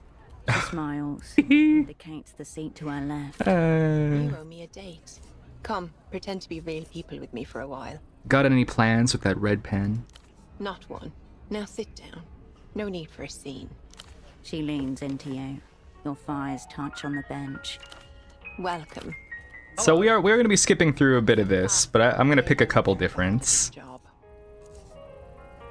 You sip the calamanic. It tastes exactly like a calamanic. Dolphins have pissed a more convincing calamanic than this. They have? His eyebrows meet in the middle as he contemplates this new aspect of being. Excellent, my Lapinette. Now, DA, Coming up, miss. look what he's reduced us to. Sharing a bottle like 2 doe-eyed secretaries. I'm really not a fan of mezcal, but, you know, things can change. You're a real bitch. May we? Diego returns and deposits 2 tulip glasses and a bottle of mezcal. He's drinking from the same bottle. Come, talk. Hers is crumpled on the floor beside her, discarded like a tight bra after a midweek workday. She's gonna pretend you didn't torture Au me. contraire. You're supposed to remember it very well. Then you'd have done the same to me. I preferred being on the receiving end, feeling close to death. Thrilling, isn't it? An increasingly rare sensation, I find. Especially when you work in poetry. Are you trying to make me jealous? She takes a long. I don't really know him. He's an out. Look at my scar again. You need to see this. Regret in her voice. You want to be shot? I suppose not. Then again, perhaps I do. I would like to know what it feels like to be afraid. Nothing interesting ever happens in Portofino. Nobody. Same as you. Weak answer. What are you afraid of? She looks quizzically at you, drumming her fingers. Self-expression, being known, unself-awareness. In many ways, it's easier being a made-up person, even if you hate them. Mm-hmm. No more questions with no answers, please. Hand on the thigh. She smiles and downs her drink, moving closer to you. She's into this. Use it. Flirt. Get her drunk. Not fun. Mrs. Well, no. She's misty-eyed, nostalgic. Relaxed. Casual. She assumes you're like her, that you feel the same way. Yes, please. Shame. I would have invited you in. No change in expression or posture. She seems genuinely unperturbed. We must talk about the gap, sadly. Okay, my lapinette. Good things can't last forever. She places her hand. You could teach, or if you'd like something less impossible, you could kiss me. Deep tongue. The technique.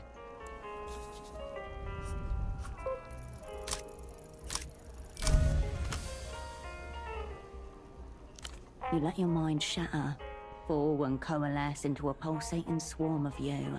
It throngs into her, seeking all the empty spaces. Lapinette. I feel you in there, you know. Let me help.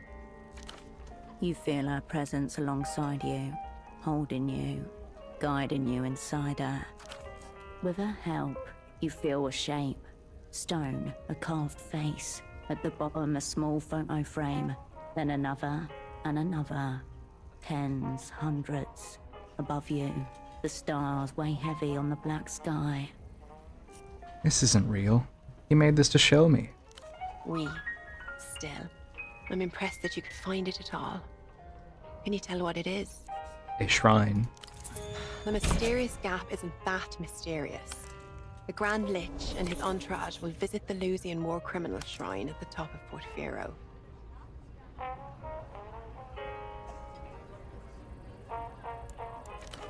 Execution site. Fascism will They call it a pilgrimage, beside you. probably to prevent the... Your control. I hope this was everything you hoped for. In another life, Lapinette. This life was enough.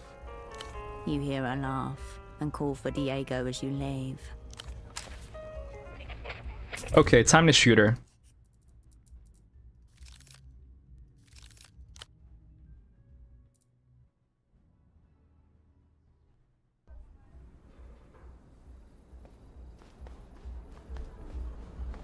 You know, the technique's fun, but I gotta say, I liked, yeah, I went with my gut, and my gut didn't let me down for that first option. You owe me a date. She leans in. Welcome. Let me Hello. I did not get my kiss parried. I got what I wanted. You sip the calamanic. It tastes exact. Thank you. mystify. Now, Coming up, miss. look what he's reduced us to, sharing a bottle like two doe-eyed secretaries. Is silence supposed to be intriguing? It isn't. Yup. Diego is drinking from the same. Come. Hers is crumpled on the floor beside her, discarded like a tight bra after a midweek workday. I need Gap-related information. So boring. Fine, pump me for information. But I want something in return. I'd say you owe me for last time. Oh, poor thing. Hurt feelings, is that it?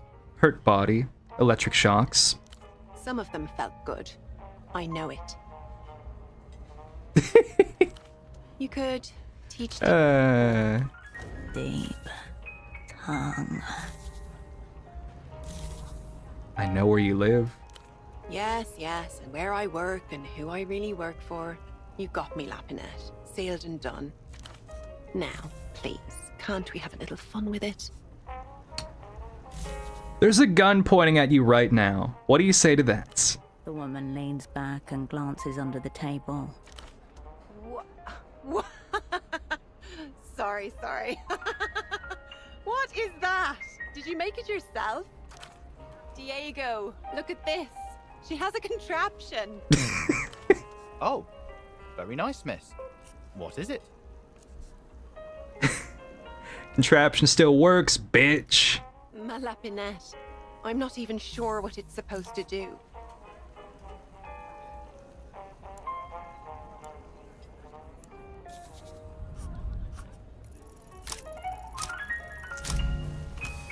Okay. Before you can calculate the trajectory of your shot, your finger slips. The gun kicks as the bullet breaks free.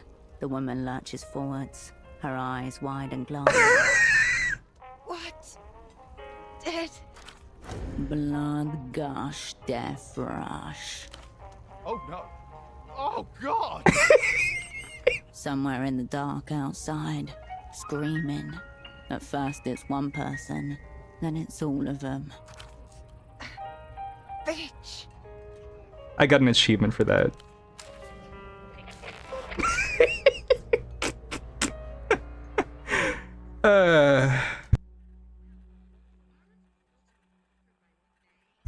Love story ends with blood, a bullet, and a life behind bars.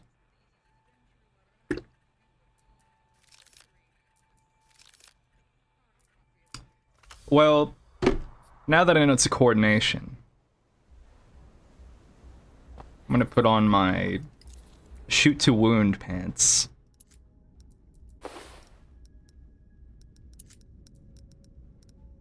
My shoot to wound shoes and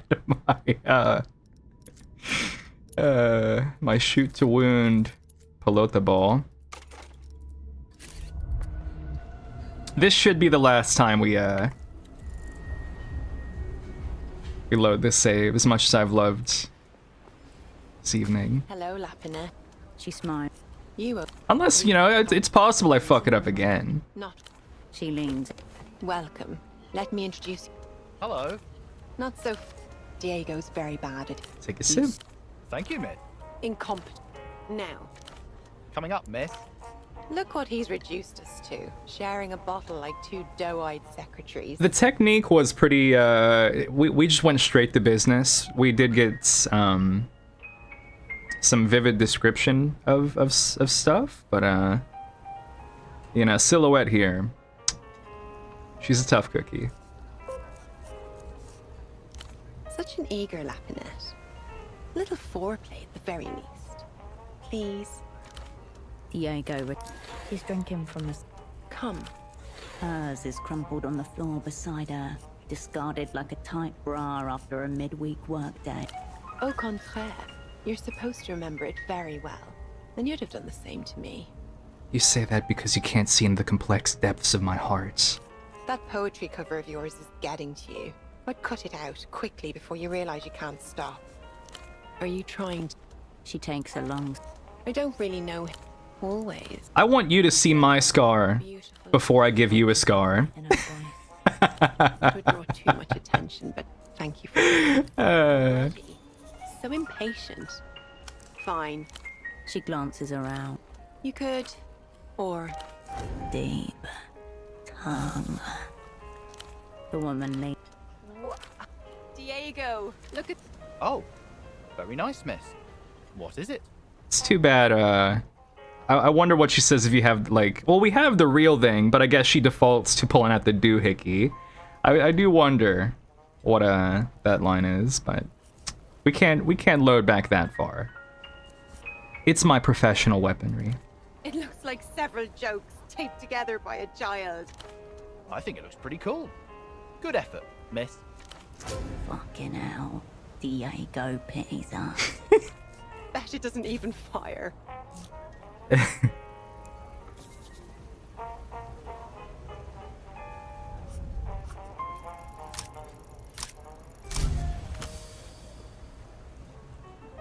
Muzzle angled down, the trajectory roughly calculated. It only takes the gentlest kiss of your finger against the trigger. The gun kicks as the bullet breaks free. The woman opposite you gasps.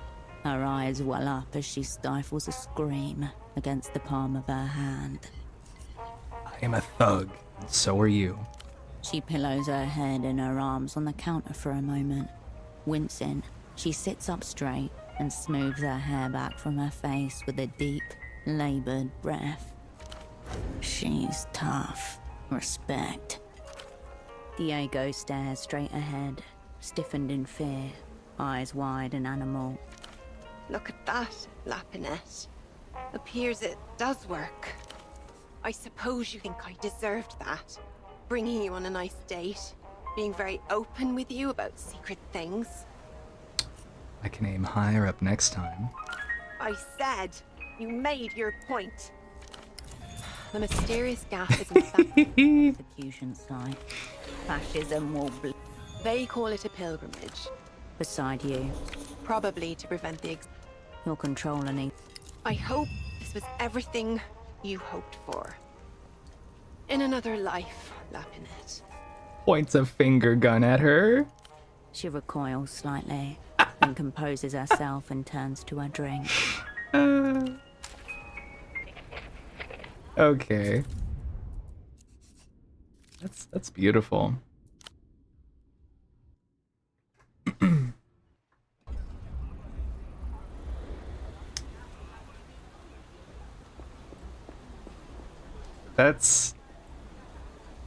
Man. That's gonna stick with me for a while. The grinning financial. The grinning man. Christ.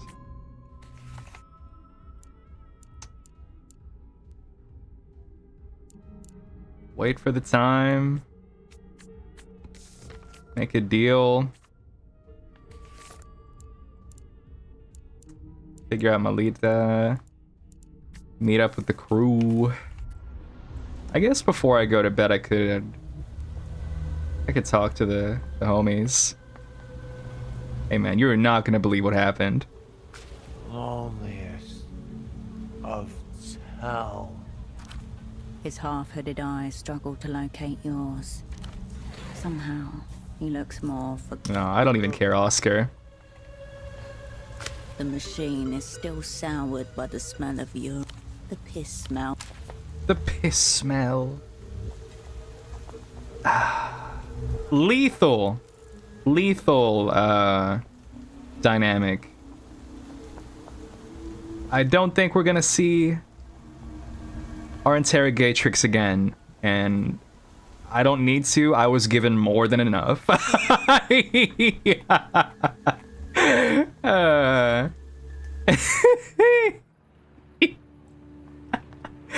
God, life could be a dream.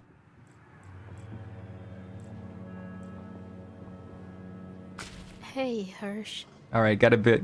We're back in the solemn mode now. Carolina still looks gaunt and tired, but animated. There is an excitement to her movements, a flush to her cheeks. She has a purpose. You look better. How do you feel? Weird. Like I'm on the wrong planet. I keep trying to control things with my mind, like I'm still in the machine. And I'm dreaming again, I think. Or even making them real. What are you dreaming about? I saw a man in a tent filled with smoke. There were soldiers or hunters gathered around him with spears. He was chanting like a star shaman. Go on. They were wearing furs, but not from any living animal. Thick, brown, and white stripes. Tent was lit by flame in a pit. He threw what looked like dice onto the ground, but when he picked them up, I saw they were bones. Each side carved with the rune script, just like I use. I didn't understand anything that they were saying, but they didn't like whatever the bones told them. It was like they'd been sentenced to death. She's trying to seem detached, but she's clearly disturbed. What do you think it could mean? Probably nothing. I don't know. It was so vivid that it's difficult not to look for meaning, but it would be like convincing yourself you're hearing words in a cooling fan, right? Rhetorical question. She's undecided, but you won't be able to push her one way or the other. Septimus must be upset that you're here. Yeah, we're, taking a break. Good. He was a little bitch about this. He was, but it's not really his fault. Growing up with Nestor did something to him. He can't drop the irony, the distance between himself and reality. Everyone responds to this kind of thing differently, and it's okay, we just can't be together. Having fun? Making friends? Guess so. The bartender's nice. It's been a while since I was out and around new people. Herschel, you can't... Come on. That's... Even I'm... Come on now. Septimus has been keeping you locked up, but no more. Kay's back on the scene. He hasn't been locking me up, Hirsch. I like it back there with my machine, and he made it comfortable. I miss it. I could be tinkering right now. Sketching out some ideas in my head, though. Something to look forward to when we come back. I need to know now if there's anyone you won't work with. No. Nobody. I trust you. I'll follow your lead. See you. We're gonna let her down so hard, and it's gonna rip me into pieces. Hey man. Cascade, I'm here. I'm guessing, yeah, it makes sense that Policine's, he's still getting his bearings back. Alright, so we gotta figure out Yana's deal, we gotta figure out the deal with Emter, we gotta figure out, Ramses, get his meds. We're really hurtling towards the finish line now, otherwise. Let's go talk to Mom.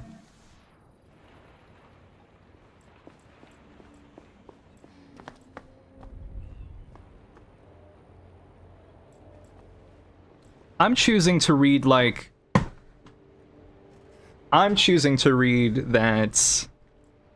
at least my Herschel and the Carolina that she's had here in my game is like, I mean, Carolina wants to impress her so badly and wanted to be in her good graces so badly.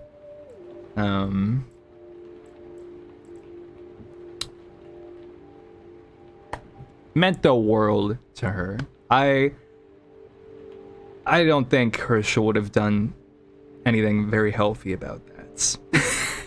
Even before the, you know, the dust up that got everybody all scattered. Raw information atomizes itself. On the other side of the world, a phone rings. Cascade. Go on. This is... Oh? Yes? I'm waiting for Emter to contact me via fax, but they just aren't doing it. The bank's ways are mysterious. Try making some noise in the city. Provoking a response might motivate Emter to move forward. I need to contact the prisoner to talk about the trade. You should be able to contact him directly using a Renotel artery. Oh, Now right. you know where the intercom is. There should be one in the bazaar. Very well. Fine. Luck and skill, operant. What the hell? We still got time.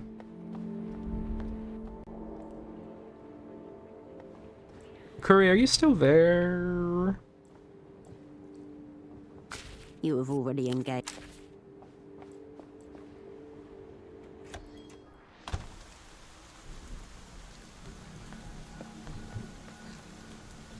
If you're still there, I have a kind of like sort of spoilery question to ask you, but it's more like I heard there's a scene with Melita, and I'm like, I'm not necessarily doing anything to stop me from getting that. And that's all I can really say for now, I guess. I'm sure the cutoff point will become clear.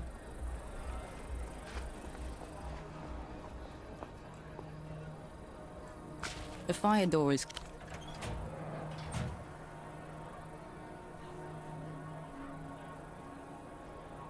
You open the door.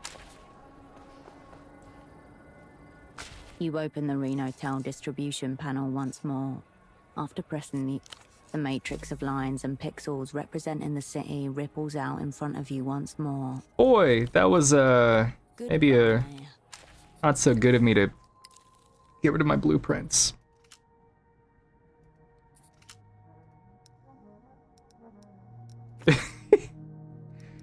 Well,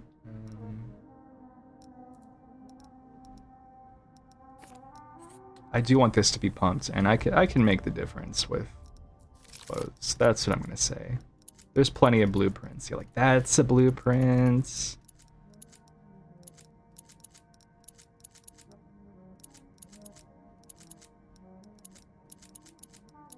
Of course. Funny boots. Oh, that one's too.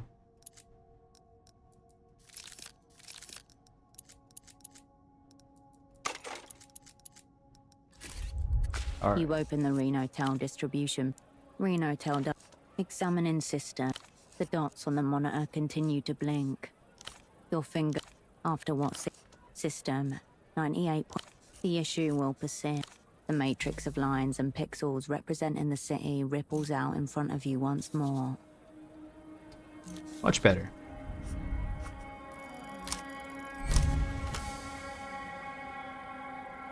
In a map with no contours, you have to read the negative space. There, cutting right through the middle of the most densely populated area, the canal below the Keysok Bridge shows up as a visible gash in the network. The magazine office is just south of that. There, your eyes alight on a cluster of pixels. 3 terminals to be exact. That must be the magazine office. So, the terminal at the lowest point, marked red, must be the intercom. Selected. Drives jolt awake. The pixels blink out of existence, and the map dissolves, leaving only the terminal you selected. Network configuration. Updating. I'm shaking your hand, Taryn. We're gonna have a lot to talk about. Synchronizing signal with device. Update successful. Welcome to Renotel Control version 1.2. Copyright 87 Renotel. Her voice is so nice like that. You should now be able to connect to the prisoner's intercom directly from any payphone in the city. Wow. The densely... Goodbye. Now I can put on my cool pants again.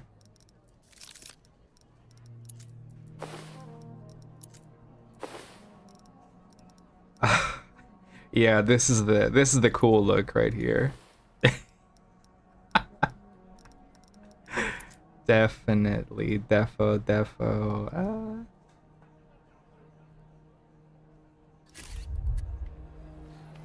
As soon as I think I have enough cash to get that pantsuits, but he's not in right now, so I'll have to do that tomorrow.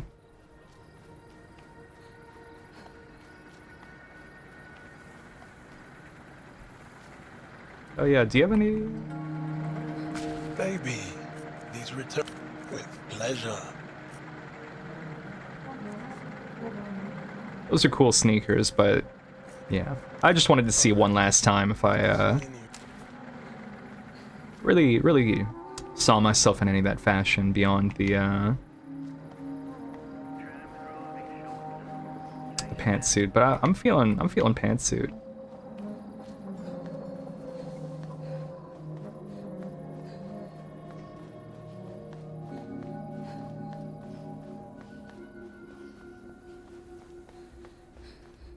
Pantsuits get a bad rep.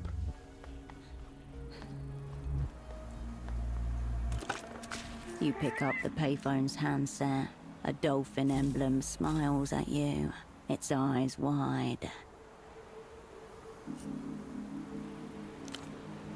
The pronged end of the device's cord slips neatly into a slot at the bottom of the phone set.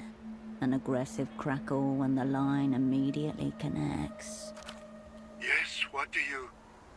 Wait. Who's there? I can't see you. Or have my eyes at last renounced their function? It's me, your friend from the opera. Ah, it's you. I was sure you were dead. I'm alive enough. Supposedly. And you've contrived some way to speak to me through this little box. Very well. What do you want? Found the device he gave Tempo. See, I was true to my word. What do you make of our techno-glories?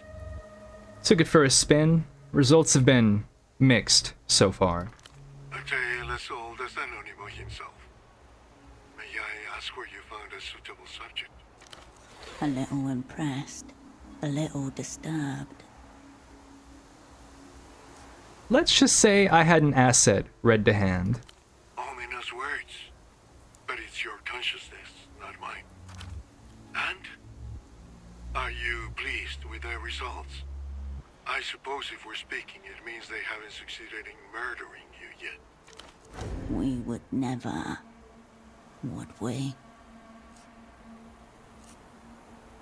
This whole thing was a horrible, unconscious, big mistake. The sound of an unsatisfied customer. Unless this is what they call a you problem. Enough about the device. I'm at your disposal.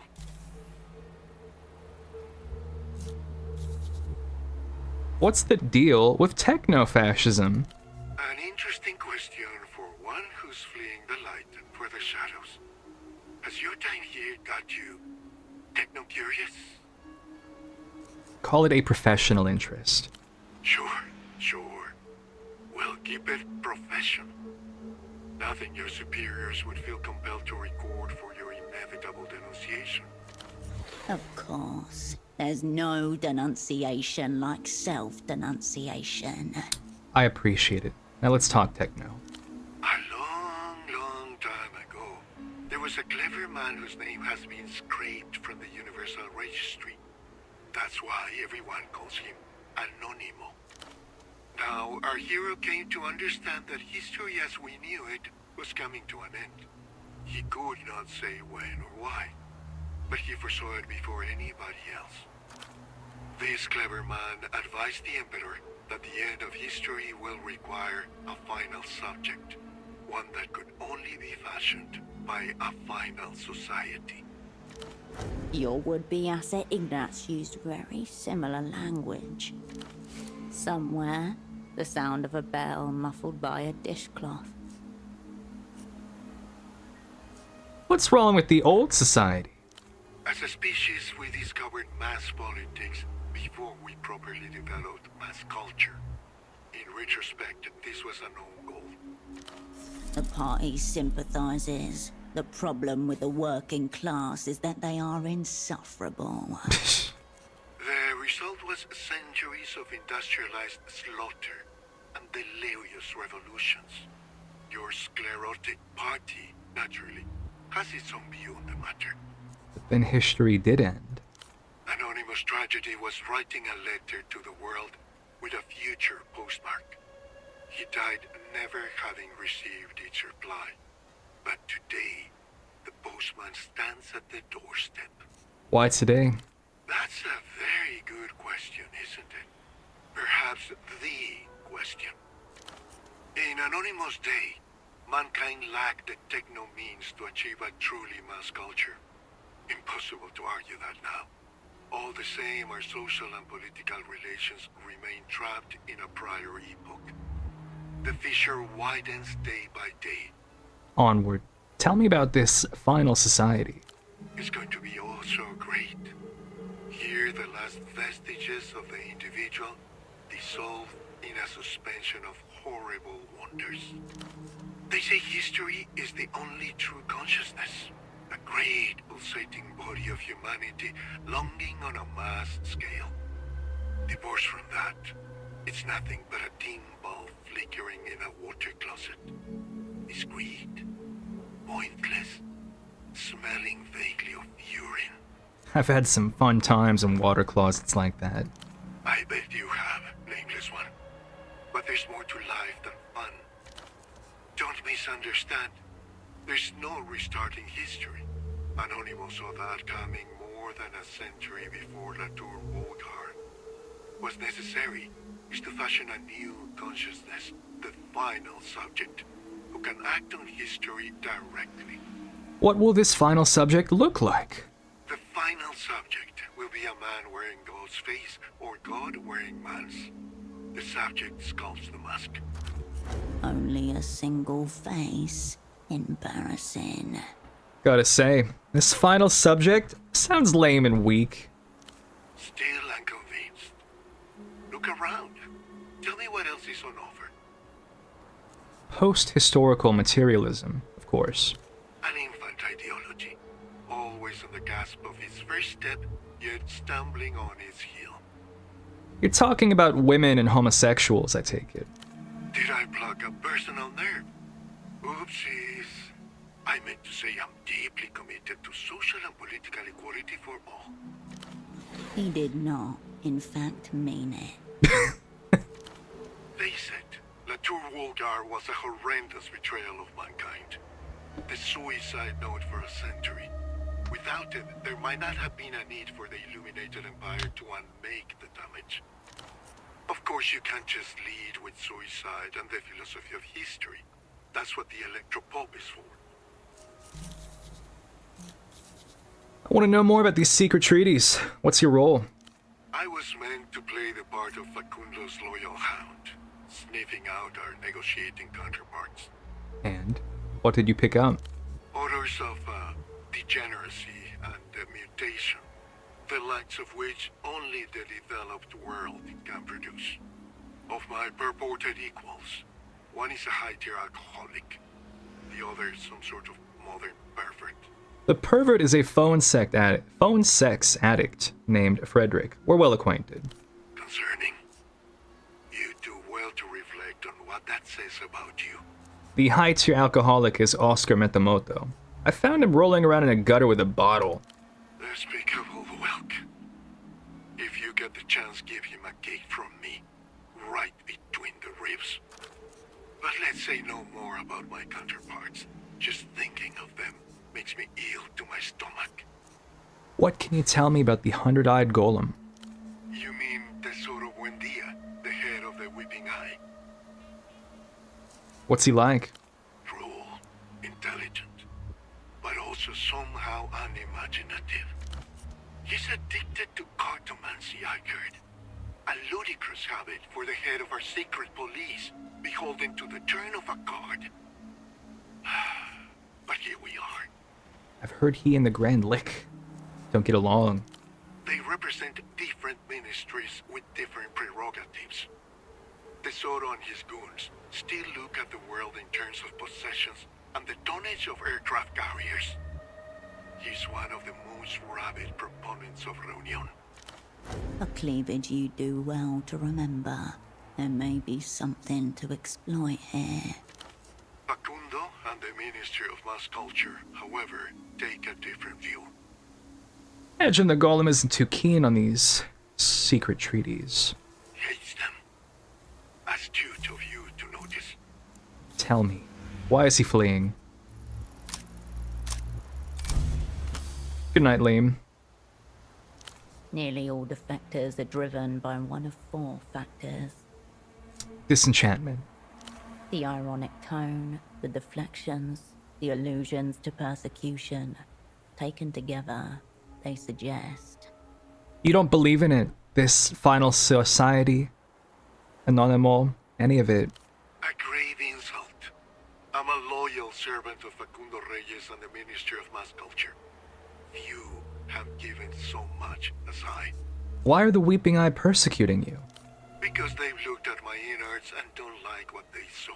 Because I know what they really are. You can't understand. Help me understand then, if I'm to help you. The lock clicks, then releases. I already told you about Brilliant Obscure Anonymous, but I left out something important. Something very few know outside the ministries of the Illuminated Empire. You see, our clever hero realized that if he were to actually build the final society, he would first need to defeat the 3 fears. The 3 fears, which were? Lo incognito, of unknowing. He conquered through technoscience that extended humanity's dominion over material reality. El otro, the other. He conquered through all-powerful techno-statecraft that united and purified the people through overwhelming violence. Very good, the people said. More, more. Did the people really say that? Maybe, maybe not. The people in these stories do as they're made to do, and nothing more. By now, Anonymous was growing very, very old. That only left La Muerte, death itself, the greatest fear of all. And Anonymous realized he wouldn't conquer it before it conquered him. So he was forced to get creative. What did he do? The Emperor's minions found a boy, from Anonymous' same small village even. And they set about trying to imprint our hero's consciousness onto these fresh lads' developing psyche. How did they do it without the device? These were early techno days. Days of physical and mental tortures, sleep deprivation, anything to shush the boy's own inner voice and replace it with Anonymous. Utterly horrific. The first tenet of techno-science. The horror is beside the point. The real sin is that it failed. Our boy fucked himself out a window. So the minions barred the windows and got another boy. That one hanged himself. And so on and on, until one day, a monotheist mystic from Mircea introduced Anonymous to the principles of guided dreaming. The motif of dream instruction recurs periodically throughout Mercy in history and culture, most recently as a weight loss fad.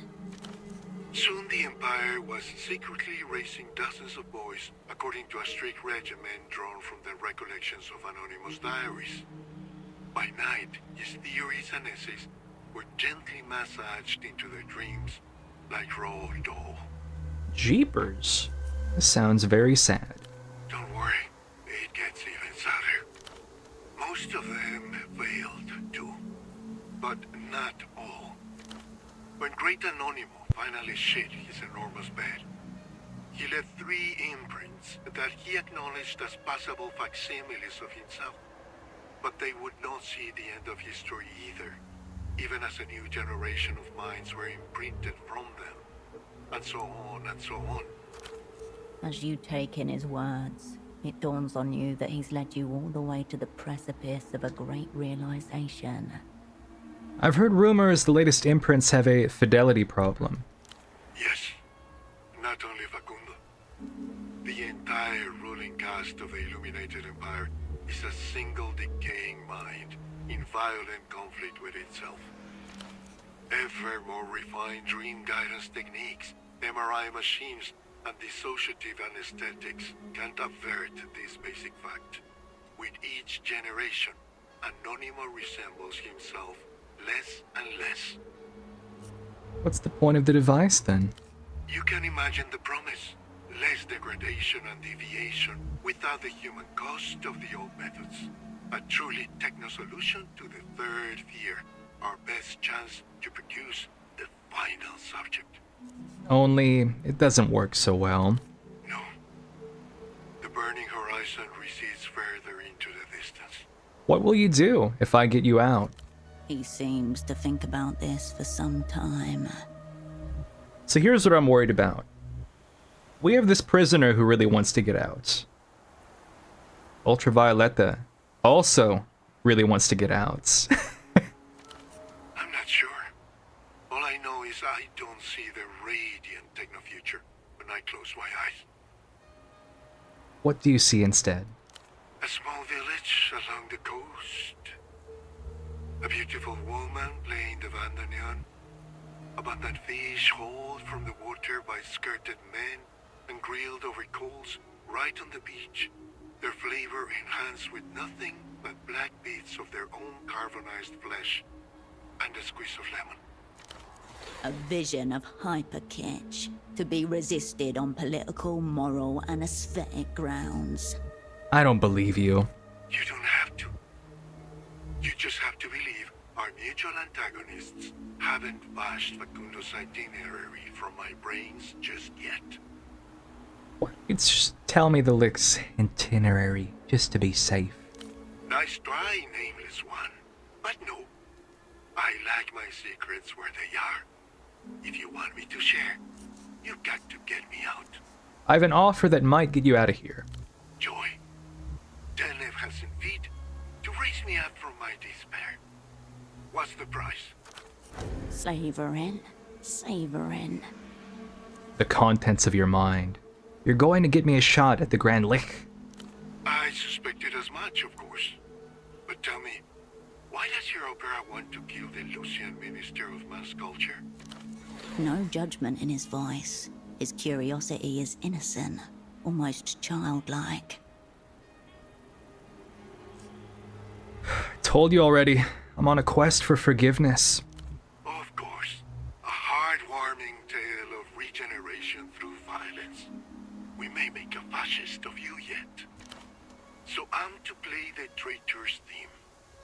Help a gang of communist thugs assassinate my friend and master, all to disrupt our brilliant march toward the final society. The line hums.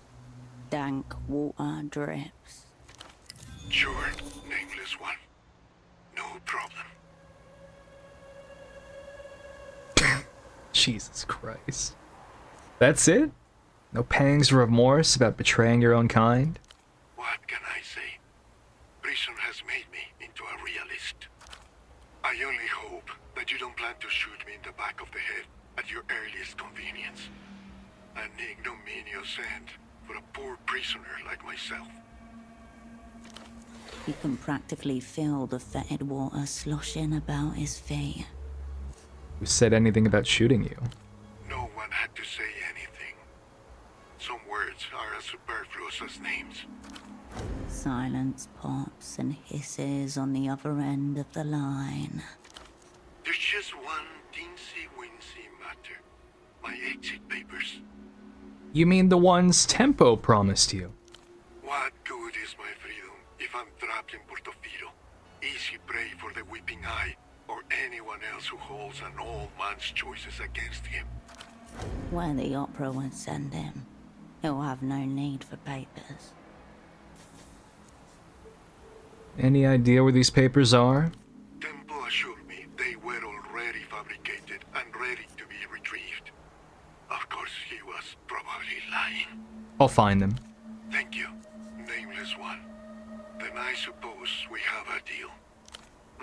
Bye. The receiver clicks back into place. The Reno Tel Dolphin eyes you expectantly. What if I call a random number? You tap out some numbers devoid of reason or thought.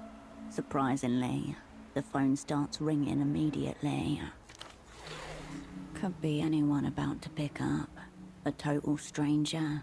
Their life intruded. Your breathing is amplified by the transmitter held at your mouth. A clunk. You hear the ambience of another room. An exhale. Then something wet being chewed on over and over. Hello? No words. The person on the other end just keeps chewing. Something tells you that their teeth are yellowed with decay. What are you eating? Another exhale. The chewing continues. In the background, the creak of wood. An aging door used only by the wind. When was the last time you went to a dentist? All you get in response is more chewing. Suddenly, the line goes dead. They hung up. The receiver clicks back into place. I guess we'll never know. It's probably fine. Well, golly. Await the terms. Reach the supplier. Meet Bagman.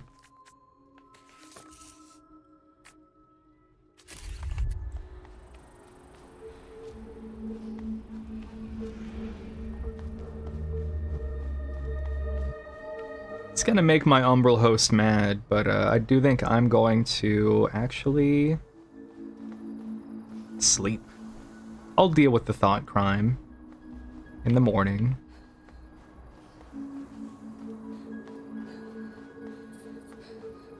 And then maybe I can talk to the guy with no fatigue or anything. Anything new with you, lady? Oprint, a handsome man wearing very odd headphones left this for you. Did he say anything? He said some very nice things about my shop, but nothing revealing, if that's what you mean. Thank you. I didn't know that was your type of thing, Cascade. The little Lusian witch parade. What do you mean? Ultravioletta, the postcard. Oh yeah, I'd take a passing interest. That doesn't surprise me. I'm going to figure out what that smell is.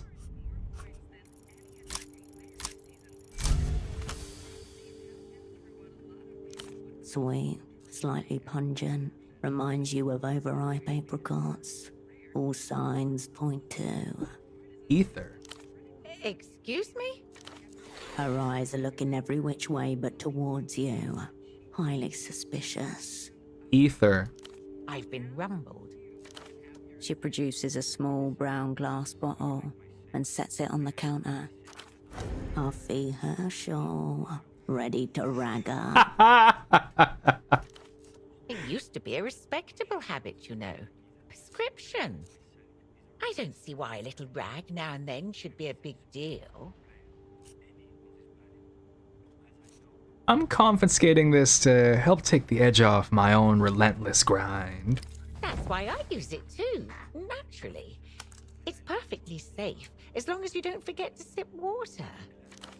All the same, I suppose it does look a touch unprofessional. Let's not tell Melita. Okay, thank you. I'll be here if you require. What about the fax? The fax machine. Nope. You turn away.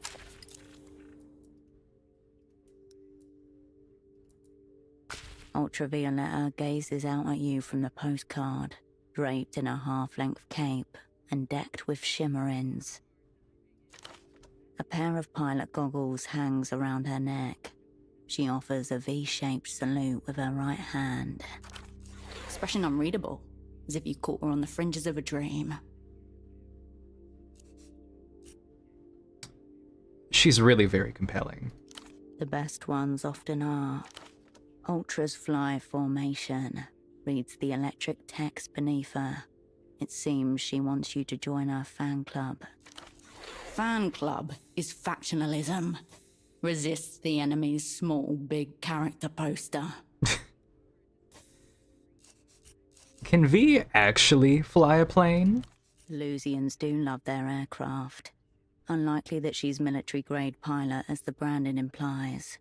But a hobbyist pursuit is entirely possible. So if I send this back, can I join her club? Don't forget the membership fee, which the Operant Bureau will definitely not approve as a professional expense. So I too could fly formation. One among the Ultras. A new belonging. Turn it over. On the back is a handwritten note to a fellow fan, fogged mirror, upstairs.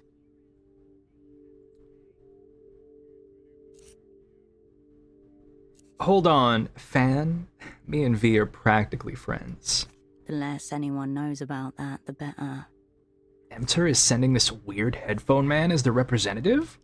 He must be higher up in the organization than you thought. Do not forget, this headphone man shot you.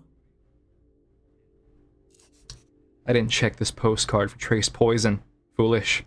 Don't let him play you any music either. Either way, it appears transnational capital has come to the table. Will you take your seat across from him? Gah. Well, maybe we're not going to bed just yet, actually. I tell you what. I do have to use the restroom. So, I'll see ya. Greatest skaters challenge you to do their biggest stunts. Tony Hawk's Pro Skater 4 is the ultimate challenge. You decide when you're ready to take on your Pro Challenge stunt and move into the pro ranks, because there's no time limit. Huge free roaming levels and 190 progressively harder goals. Okay, your turn. Woo! Tony Hawk's Pro Skater 4, rated E for everyone. PlayStation. Rated M for mature.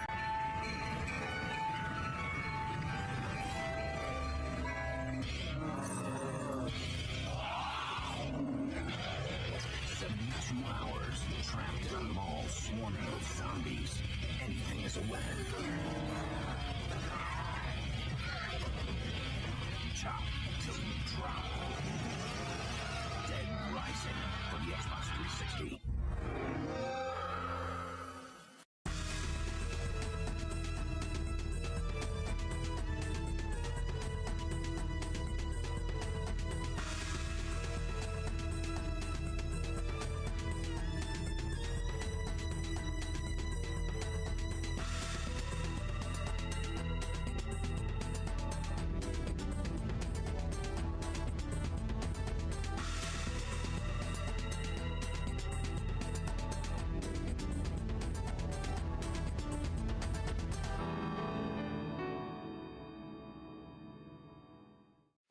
Pre-order, nu in de gameshop. De psychologische actiethriller Alan Wake.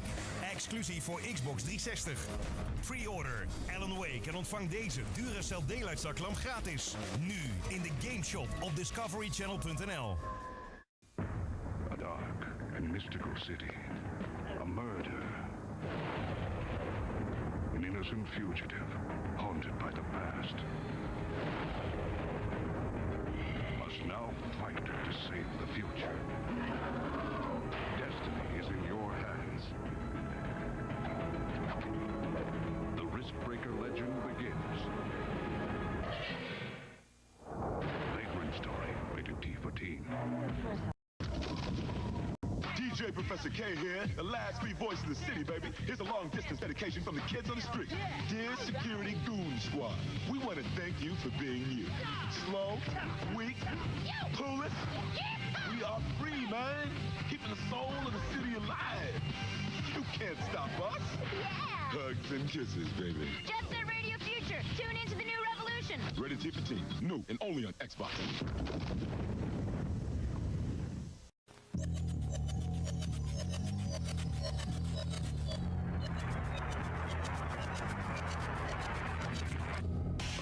It's time to talk Dreamcast. You've already got one system, folks don't want to shell out for another. We got a couple of launch titles and sat down to see what's good. Ready to Rumble brings back punch-out memories. If you want to max this game, get a friend and beat the crap out of each other. Air Force Delta is a good fight sim and shooter combo.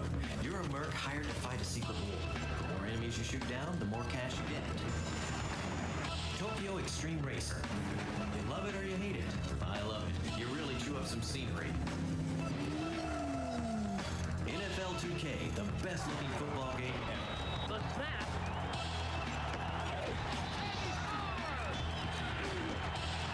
Sonic Adventure looks truly amazing. Bunch of characters, million levels. Yeah, this could be fun. House of the Dead 2 isn't for the squeamish. Spanish. This is straight from the arcade. Dogs of the AMF. Nothing new, but it's always fun blasting zombies. How could anyone do this? All the games are really good, except we have to diss Blue Stinger. Avoid it like the plague.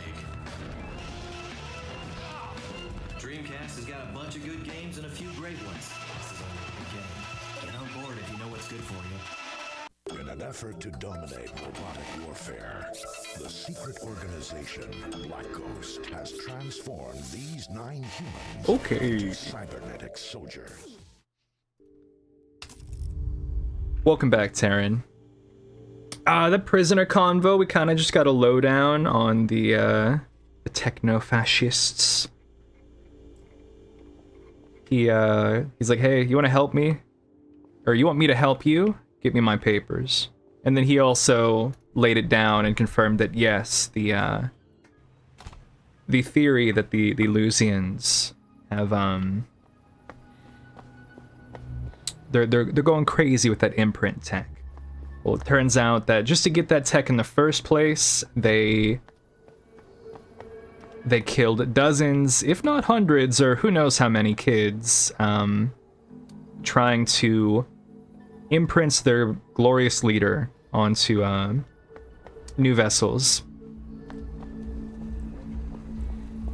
before finally making the this new fancy technology. Now we've been summoned by the headphones man.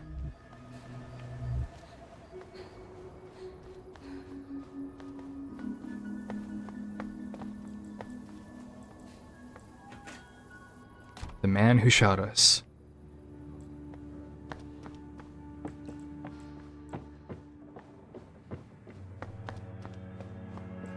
Can't say I'm familiar, Raka.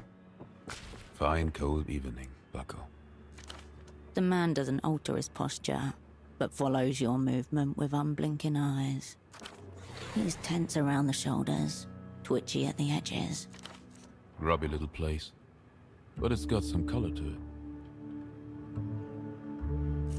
First time in Portofino? First time in this part of it, let's say. Are we sticking to the trade names or daring fate with the real ones? Whatever you say, do not say Herschel. Cascade.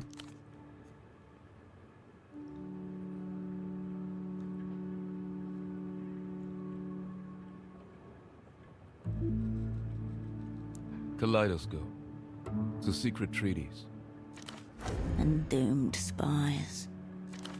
You know this man is partial to a loaded gun. Given your last encounter, you should be in control of the bullets. Questionable coat for an operant.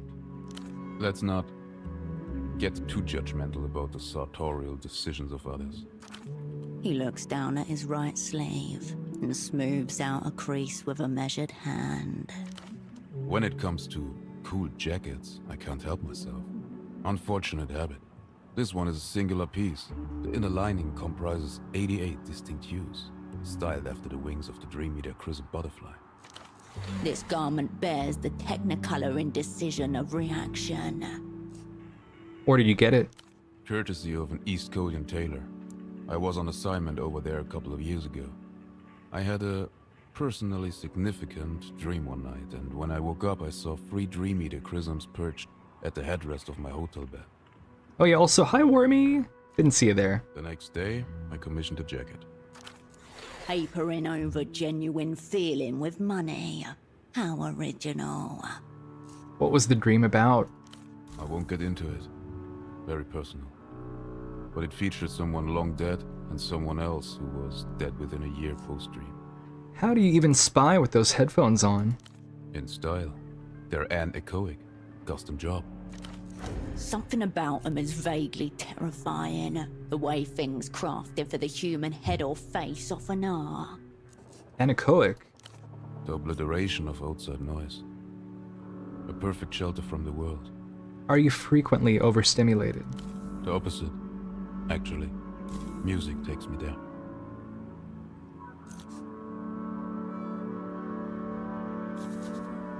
I was expecting something more official than a postcard. Yet, here you are. I understand you're on the market for second-hand goods. I'm interested in exotic imports. I was hoping we could explore a transaction. That confirms it. He's after the pop star. A massive sign marked nonce flashes red in your mind.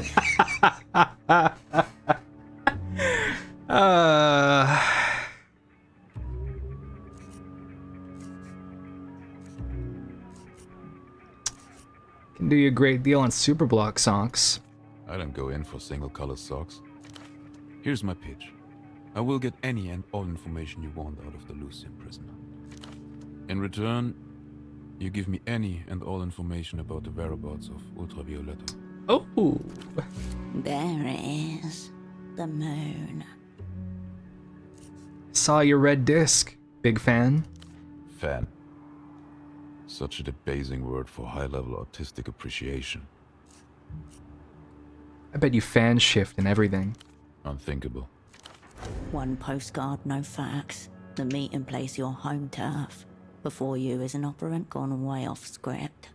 This isn't a deal with Emter at all, is it? It's a deal with you. Well deduced. I come to you as a freelancer, a mere vassal of the Queen.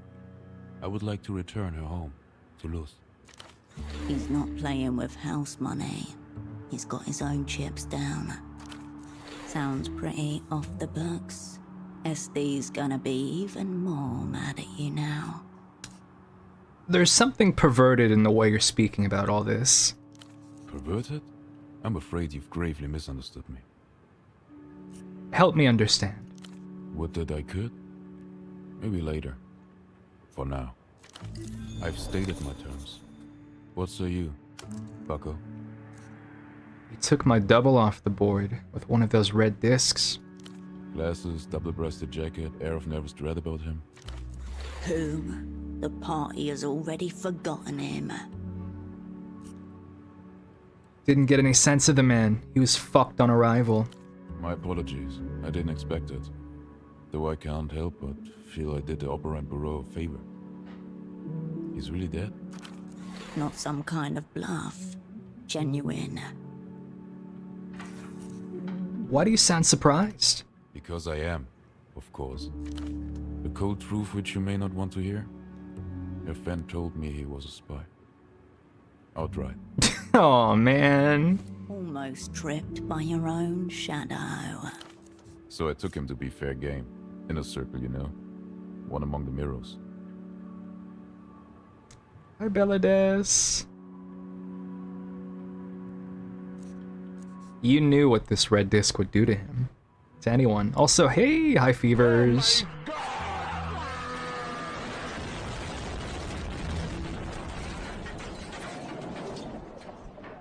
Rest in peace, Wario. I had the best guess, based on rumors I'd heard. A kind of soul-taking from the Tyrant Queen. More than a trace of envy. It's horrific. It makes people living corpses. How do you know they're not better off wherever she took them? El Pop Heaven. It's very likely that Ultravioletta took everyone by surprise with this song, including her ardent supporters in the Ministry of Culture. World-changing, mind-diverging artistry. Aren't we lucky to be living in such times? Guy's got a good voice. A light glows beneath the pale ice of his eyes. Of course. I've wondered what it sounds like. Dreamed about it even. But so far I've lacked the constitution to really commit. And yet, terror is the beginning of wonder. Where did you meet him? Late evening under the Ultravioletta advert to the north of Party Alley. He was gazing up as if he'd never seen anything like it before in his life. Terminal virgin shit. Well, take it from me. There's nothing like your first time. He and I got to talking. I gave him a quick Ultravioletta primer. He seemed to be quite taken with her. Quick. No fucking chance. He initially informed me he was a sock importer with a superblock. Then he said he'd been pretending to be someone else all day, and that it hadn't gotten him anywhere at all. In reality, he told me he was a spy for the People's Republic. Oops. It was too early for Pseudopod to be in theatre alone. The opera failed him. Why would he just tell you that? I have no idea, but he certainly chose to confide in the worst possible stranger. Maybe on some level he sensed who I was. One of Ultravioletta's songs was titled Holding Hands with Strangers. Your friend said he felt there was always some vital clue he missed, some secret sign that he was oblivious to. Like the world was turning away from him, person by person. James Pussy himself. Looked to me like he'd had a very long day indeed.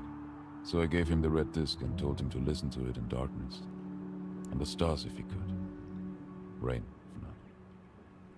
Of course. He said thank you, then he turned and walked away. Where did you get these discs from? From some underground Lucian contacts, purveyors of rare collectibles.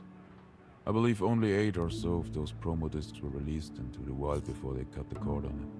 Where are the other 6? I don't know. And I suppose we'll never find out. The Weeping Eye will cover up any kind of metaphysical incident. I also picked up a limited edition, Barefoot on the Glass Meadows. 93 tour poster during the same purchase, which I was extremely happy with. His name was Pseudopod, by the way. Pseudopod, I remember it. Was this his first time in theater? Yes! Can you believe it? This guy was meant to be my lead. The mindless tyranny of hierarchy. Is taking him out some kind of accident? Not as such. I suspected it wouldn't be a relaxing listening experience, but I didn't know she could summon that kind of power. He might come around yet. I thought you just implied he's dead, or very close to it. Raise your eyebrows even higher. Okay, play it that way. I just asked the man himself if I see him upright. Enough. No hard feelings, I hope.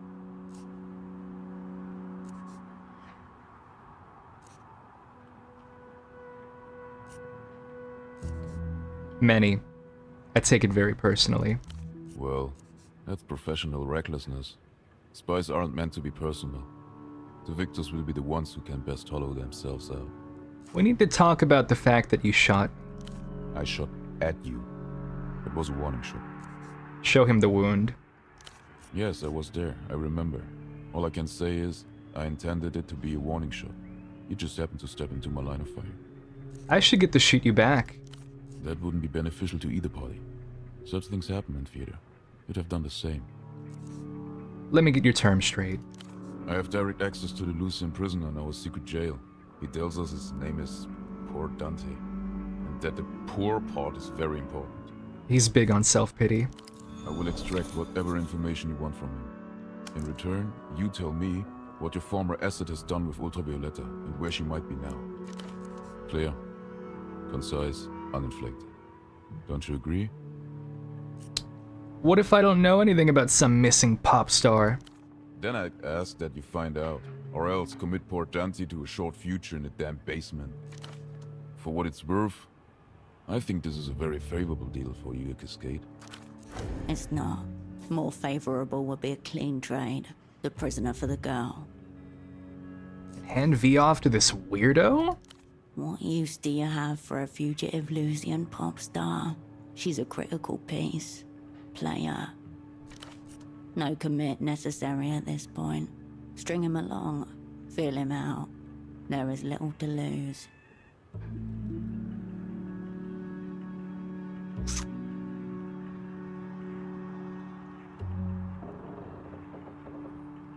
That's tough. That's tough. Explore the deal.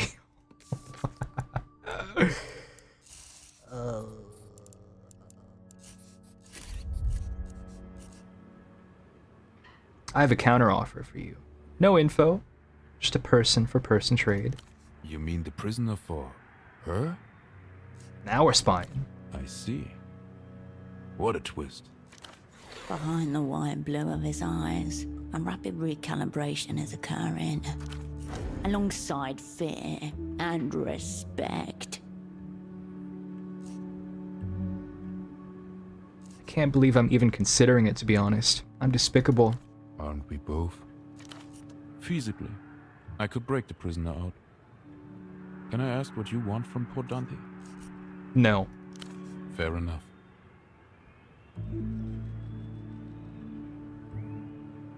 What say you, bucko? You have direct access to Ultravioletta? Then it seems you have a very strong hand, Cascade. He holds your gaze a moment, then lets it go. I respect your position. For whatever reason. I believe you can deliver. A face flashes on the underside of your mind. Expression stern behind a black cigarette.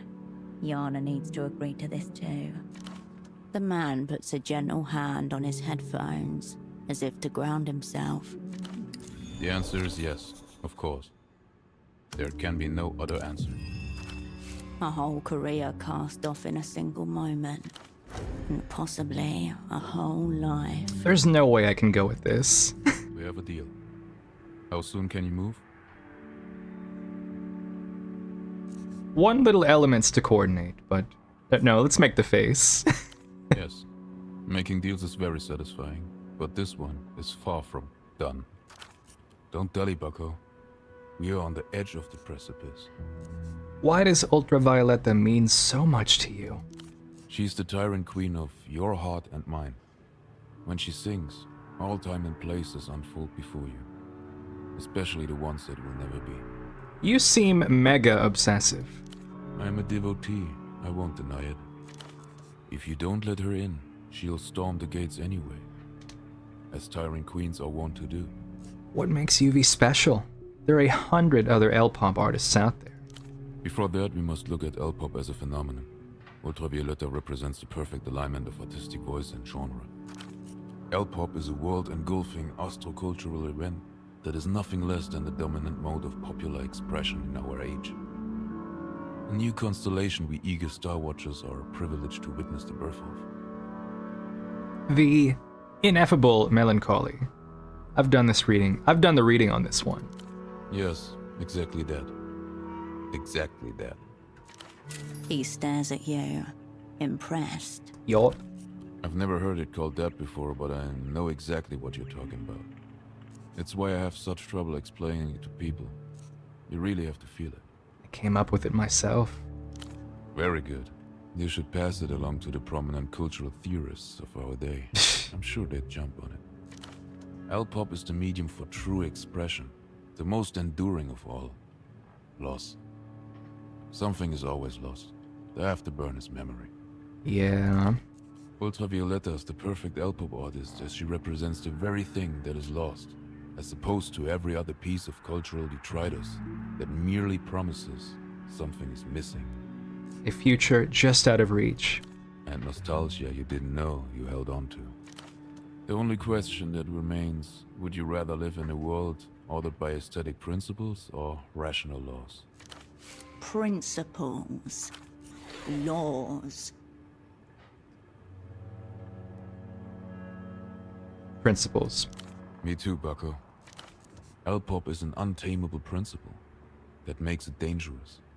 Sadness and loss, yes, but in the most beautiful form you ever encounter. It is unblinking ferocity, a white-hot sun, and it can change people.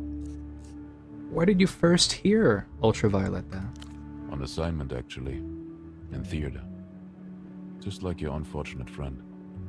The Felix Kaido incident in Teleco, 92. The first of many transcendent experiences. What's she like? Up close. I've always wondered. He tries to underplay it, jars the cadence. Terrifyingly attractive. Not really what I meant. You can tell that from a distance. My sympathies. Seems you've got a terminal case of lass. Of what? Poor prick, so far gone he doesn't even know himself. Some strategic cunnilingus may prolong your life a little. You think, He squints with concentration, repeating you soundlessly. You're saying I'm going to die for want of sexual indulgence? What makes you say that? That's why you like Ultravioletta so much. The sexual melancholy speaks to you. I'm simply the Queen's Knight, not her consort. Are you saying I look like a virgin? Does this guy fuck or not? An impenetrable mystery. It's the shitty little mustache. Oh, this is just... I'm just trying something out. Not at all committed. My libido is nothing for you to worry about. I assure you, and certainly not part of this transaction. Dubious.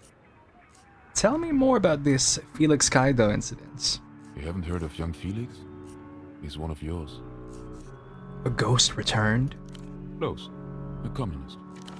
The cut and thrust of the incident was a hostage crisis in Teleco at the St. Covetta airfield, year 92. The militia Ruben Rouge had hijacked the plane and 36 hostages. So far, so socialist. What did the militia want? To delay, or ideally void, a major trade deal between Teleco's caretaker government and EMTER. The soul of the state on the line. But after 20-odd hours of standoff, one half of the MRR got a little weak at the knees, which fractured them into two camps. The first camp felt that their political point had been clearly made, while the second felt that, while it may have been made, it had yet to be underlined. So, to underline it, Felix Kaido murdered his dissenting comrades in cold blood, then demanded to negotiate with EMTER directly. He killed his own friends? They ideologically diverged. Permanently. Okay, good to know. There are worse friends than you out there. Sounds insane. Evidently, it took quite a dim view of both neoliberal monetary theory and lackluster communism. Post-violent schism, we got called in to drop the curtain on the whole affair. Whips of dust blown by helicopter blades, thuds of boots on ground, billow of trench coats, steel cackle of assault rifles. The empire without territory descends. What happened next? We secured the airfield perimeter, and then began blasting one of Ultravioletta's songs through the siren system. On repeat. The first time I heard her voice. Who picked it? Never found out. But it was a neat parlor trick we picked up from the Novessa Liberation Army. Although they preferred the sound of rabbits being slaughtered. Why? Because rabbits scream when they die. I meant, why did you keep playing the song? To keep them from sleeping, and to make them a little hazy on the specifics of their current reality. They'd just dispatched their gang in hot blood. Things were no doubt a little hazy before the EMTER pop marathon. The air raid siren system shrieked once more with the opening bars of Follow Me Home. The 53rd time in succession, a line of armed, headphoned operants stood still and waited. All eyes focused on the Farrier 878 in the center of the airfield. After 16 hours of that pageantry, we went in. It was raining too. So heavy that it seemed like the sky was disintegrating. So you went in. What happened then? The usual thing that happens when an act of political terror reaches its climax. Terror sons to politics. My objective was to get Felix Kaido out alive for advanced questioning. Read, a very bad time in the nearest vacant aircraft hangar. I led the team. Logistically, it was a straightforward insertion. Psychologically, our approach was hampered slightly by all the heads. Heads? At the culmination of the purge, Kaido had his weak-kneed comrades shot and then decapitated with a gut-hook knife. They stuffed the bodies in the cockpit and threw the heads out of the emergency exit door. Their faces adorning the runway fixed in expressions of mute agony, terror, or something beyond either. The demand from the newly crowned lineal MRR was to leave the heads of the traitors exactly where they fell, or they would begin executing hostages. Christ. On the side of the aircraft, in hand-smudged blood, written by Felix Kaido himself, the words, "Witness, tremble, victory." How could they turn on their friends like that? I've often asked myself the same question. Truth be told. Anyway, in we went. Got the jump on the commies early doors, but inevitably the firefight kicked off as they always seem to. Cramped, bloody, uncinematic. The ricochets were relentless. We finally got Felix out alive, snapping and snarling like some rabid thing. Red in tooth and claw. A bullet glanced into his right eye socket and was leaking down his face. I remember clearly the ragged tendons hanging over his cheek, like curtain tassels. What happened to the hostages? A few of them got knocked off the board. How many? 9. And 3 more were maimed, but there is no line item for maiming in the post-operational review. One of them beyond recognition. No item for that either. What did you get out of him? Near zero. We talked for several hours. Or more accurately, I talked, and Kaido sat there staring wrathfully with his remaining eyeball. Eventually he was shot. Twice. In the back of the head. That's what's gonna happen to me. The communist tasted red dust and smelt the dim sting of aircraft lubricant. A hangar creaked to his left. Behind, someone loaded a revolver and mocked his cause in a language he didn't understand. Yeah. Gun pressed to his parietal bone. He tried to conjure an image fit to die to, before he could form anything more than a vague outline. The bullet bit into his head. Yeah. And that was the ballad of Felix Kaido. You say anything before you zeroed him? Nothing useful. But nothing he could easily forget. Push him a little. Something cool and communist, I hope. Why not? Revolution's hymns and arias. The man reaches up and adjusts the headphones around his neck with measured movements. Right before they pulled the trigger, that same Ultravioletta song started to play over the airfield speakers. I thought one of our crew had stuck it on as a humiliating parting shot, but no one ever owned up to it. They managed to avoid the trade deal at all? Not remotely. In fact, the government gave us a better rate due to all the violent excitement. Of course. But if I recall the reports, Felix Kaido did inspire quite a significant anti-liberal student faction on the ground in Calico. So, who knows? Martyrs tend to play the long game. I've reached an opinion about Felix. Please. He was brave. I thought so too. Less at the time. More now. That's it, though. You think so? Bye. Operant. I'll await word. Bye. I am not giving up V if I can help it. Seems suboptimal.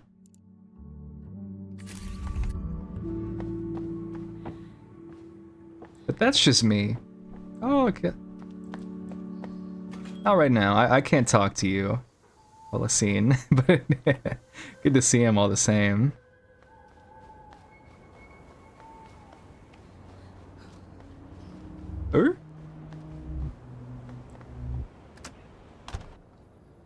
War. Huh. What is it good for?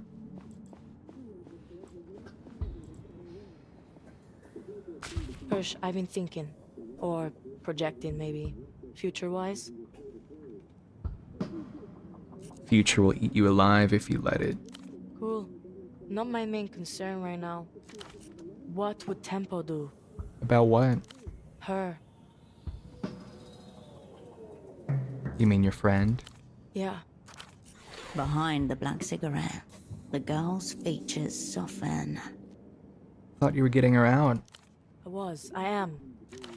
The girl sighs smoke and turns to face the city beyond the window. I should be out there dancing, somewhere shiny, under lights. This is all so fucked.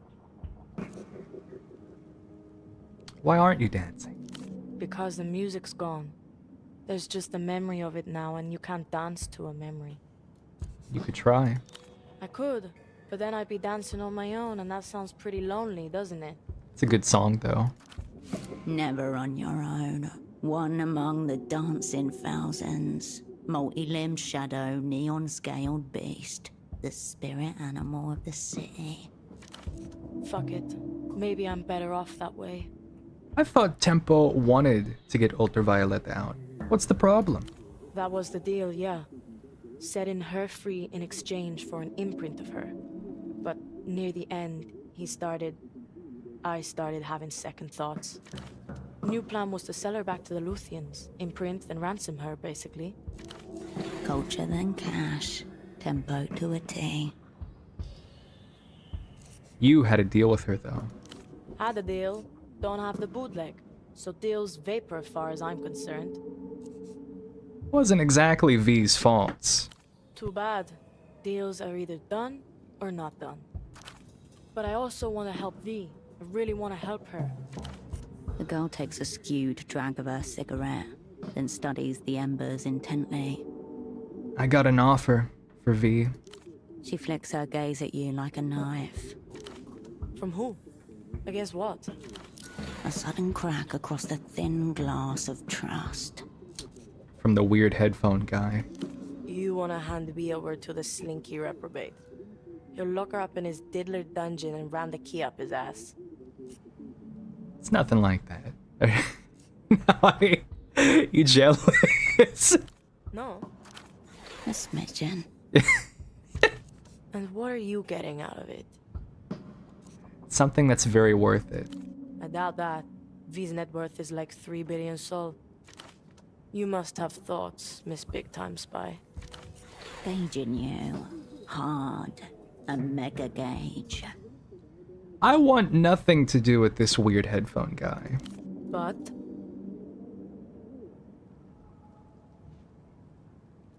I literally want nothing to do with him. Then I'll fill in the but. That probably isn't in your best interests. Say we take this deal. What happens to V? She'd go back to La Luz. She'll hate that more than anything. This is a sick little game you're playing, Herschel. Massively fucked up. Casually asking me to betray my friend. I don't see any other way, do you? I'm kind of impressed you sunk this low, to be honest. Didn't think you had it in you. You didn't hear the word no in there. Speak your piece. Oh!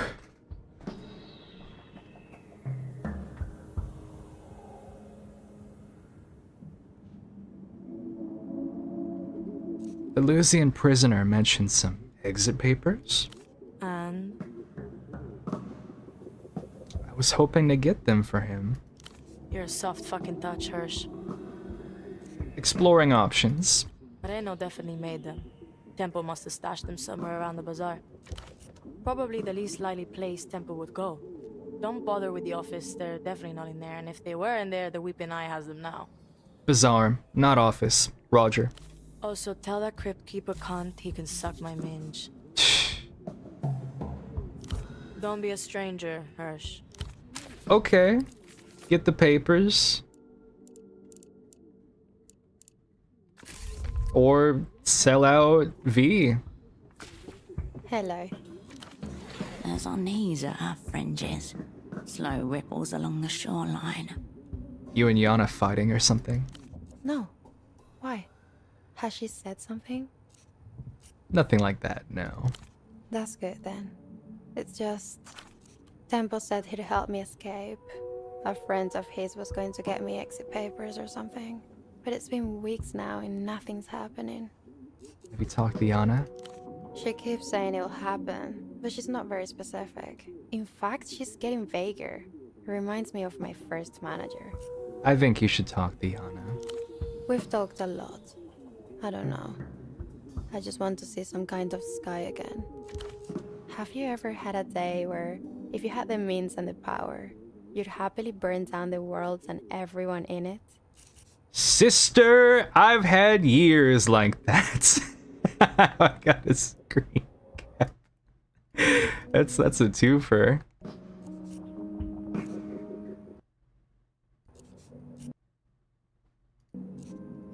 I see. I hope I'm not turning into a communist.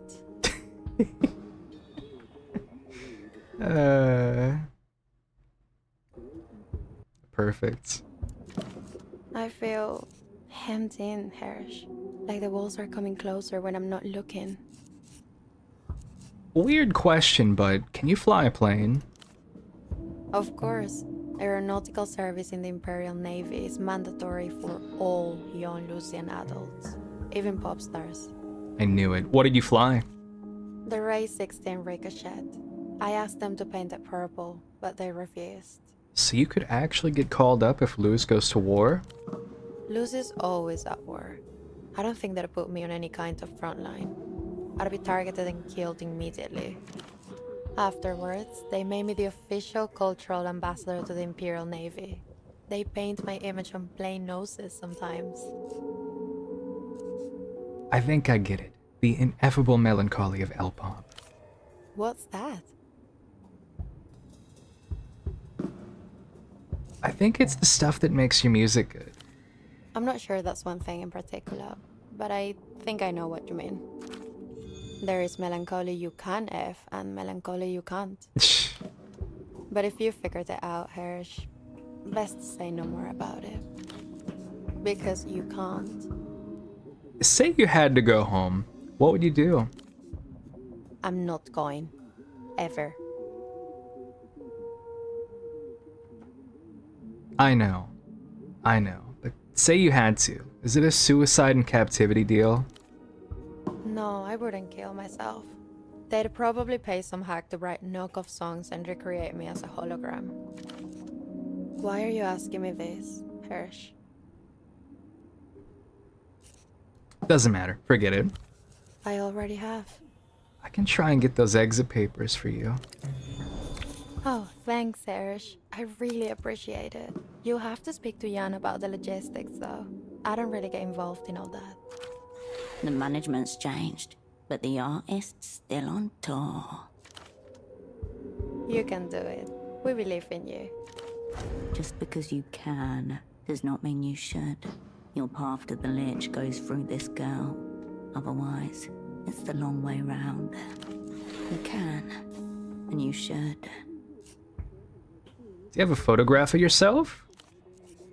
No, but there's pictures of me all over the place. Like, everywhere. That's a bad thing in the context of fake identity papers. I don't know what to tell you, Hersh. I usually just turn up for photo shoots and they have it all worked out. With a deft hand, the obsessive's postcard of her would suffice. It will need a very deft hand. She's dressed like a fighter pilot. It seems yours is forced either way. If you want to get her out, that is. I don't mean to be annoying, Hersh. Sorry. I just need some help. And I trust you to see me through. For the first time, just for the life and death of a second, you see her as a fearful young girl, flinching at every moment outside the door. I'll take care of it. I really appreciate it. Any ideas on a new name? I don't care about the name. I only really care about my new stage name. But that will come later. I can make one up for you. Okay, Hersh. I trust you. Seem kind of blasé about this critical step. I can't leave here, Hersh. Also, I'm not very good with logistics. People usually wait around on me. And now it feels like I'm waiting on the entire world. I don't even know if it's revolving anymore. I'll see what I can do. Great, Hersh. Sweet.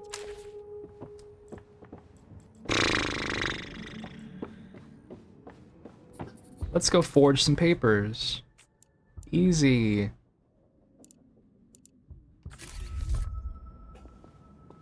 A lot of to-in and fucking fro-in, Hirsch. We mentioned some exit papers. Yeah, Temple was gonna get them off his friend Reno, the dolphin cunt with the phones. He was fucking him for a while. Tempo had a boyfriend. Sweet. They have some shady business things together. A false exit paper racket going. Some flush cunt schemery. Unsure if the fucking preceded the shady business, or if shady business led naturally to the fucking. Has Rena still got V's exit papers? Doubt he even knew about them. Good chance Temple was just stringing V along. Who knows? Operant. This is a once per eon opportunity to get a shot at the Grand Lich. Let it slip now. Who knows how far back it may set you. I understand shadowplay, but Set her free. Why should she sacrifice her second chance for yours? you should hear her, Yana. No clue who's meant to be getting her these things or how. Yeah, she doesn't do too well with real life. But who fucking does? Beyond the apartment's walls, this girl has a former family, friends, classroom enemies, unfinished homework. None of them will know her again as she was. Very few of us, Yana. Maybe. Maybe we're all thinking the same thing. Still feels very lonely to me. Say we had those papers. How would you feel about getting V out? Temple will call me a sentimental cunt. But maybe I can be the last leg up she needs to jump the wall. A flash of tempo and his child logic loyalty bestowed upon a strictly chosen few. Fig! Hi, Fig. You first among their number, for reasons you could never quite put your finger on. Tempo was at his best around his friends. I know that. I've seen it even. I think I feel totally fine with getting V free. Is that how I should feel, do you think? Awaiting your approval.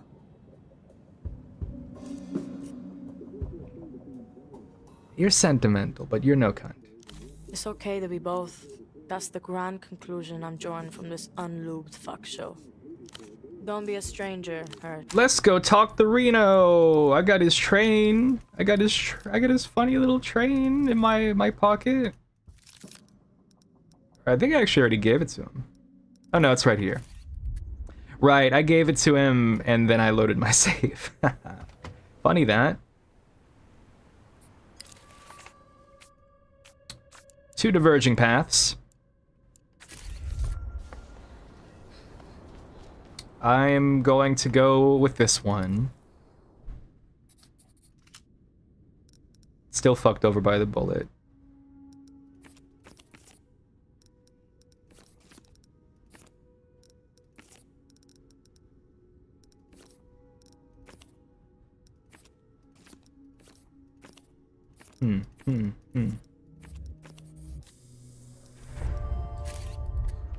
But let's go to Reno.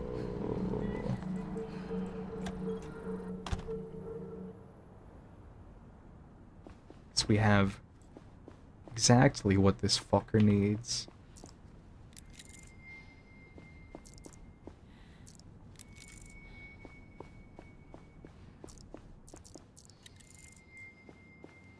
Oh, you're back. Want to speak with you about Tempo del Sur. Ah, so you're one of Tempo's unspecified associates. What are you doing in my home? Heard from him lately? No need for games. He's dead. Why are we discussing it? What do you think happened? A man whose only strength and weakness was being himself. That passionate and reckless?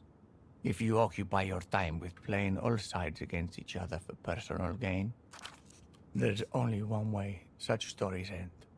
I appreciate the closure your presence brings, but please, spare me any details. Did you know the Weeping Eye had him on their lists? No, of course not. How could you ask such a thing? When was the last time you saw him? 5 weeks ago, and before his last trip to La Luz. Too quick. Practiced. What about his dealings with the Lusians? Did he say anything about the Ministry of Mass Culture, strange devices, whatever? I don't know anything about that, I'm afraid. Really? I thought you two were some kind of power couple. I wouldn't use that word. We worked well together, on a spiritual plane. We saw the world in complementary ways. I don't know how to put it.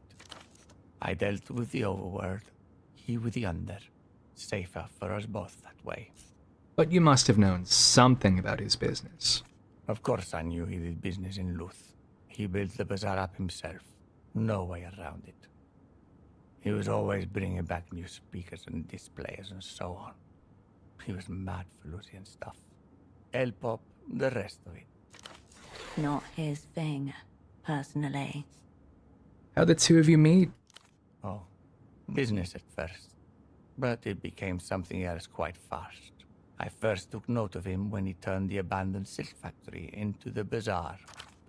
Entrepreneurial ambitions, strong qualities and an asset, as you marked in Taxman straight away.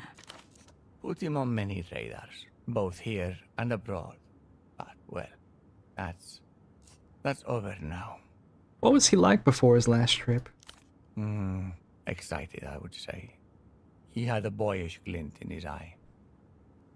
I believe he was using a large deal of cocaine at the time, so I didn't necessarily take his words seriously. What sort of words? Big words. Fate, forgiveness, friendship. If you knew Tempo, then you know the sort of thing I'm talking about. Perhaps he should have taken his words more seriously. Yes, you might be right there. He ever mentioned the opera? No, Tempo never cared for the high arts. He was more about the streets. Makes sense. That's where real culture comes from. I can see how you and Tempo got along. Enough about that. I have a feeling I haven't been much help to you. Need to get exit papers arranged for someone. I see. Cash only, with half of it paid up front. Would you accept a cultural impact instead? No. I would accept 2 million sol in cash. Any chance I could get the Tempo discount? There is no such thing. I should be adding Tempo premium, if anything. 2.5 million. Wow, we're getting a hard rejection, gang.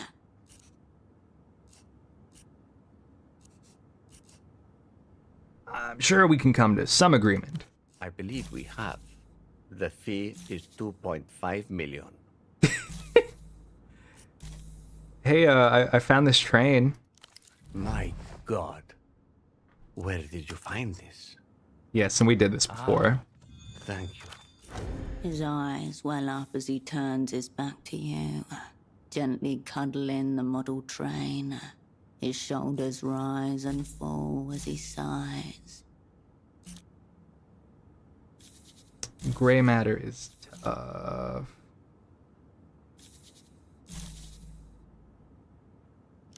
Be well. It's clothes time. Naturally, gray matter is the one that I fucked over in my my lovely time at the bar. As one does.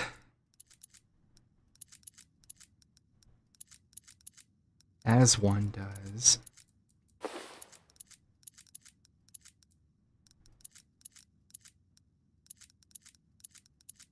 It would also seem we don't have many boosting capabilities for this one. Fuck. Get it to a dirty and flirty 4.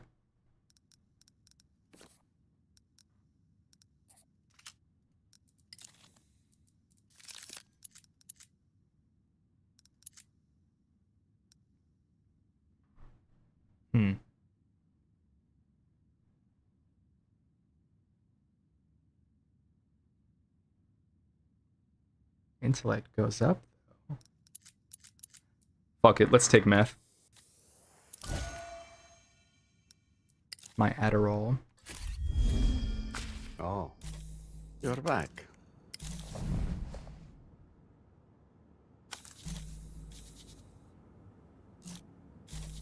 Let's appreciate the train first.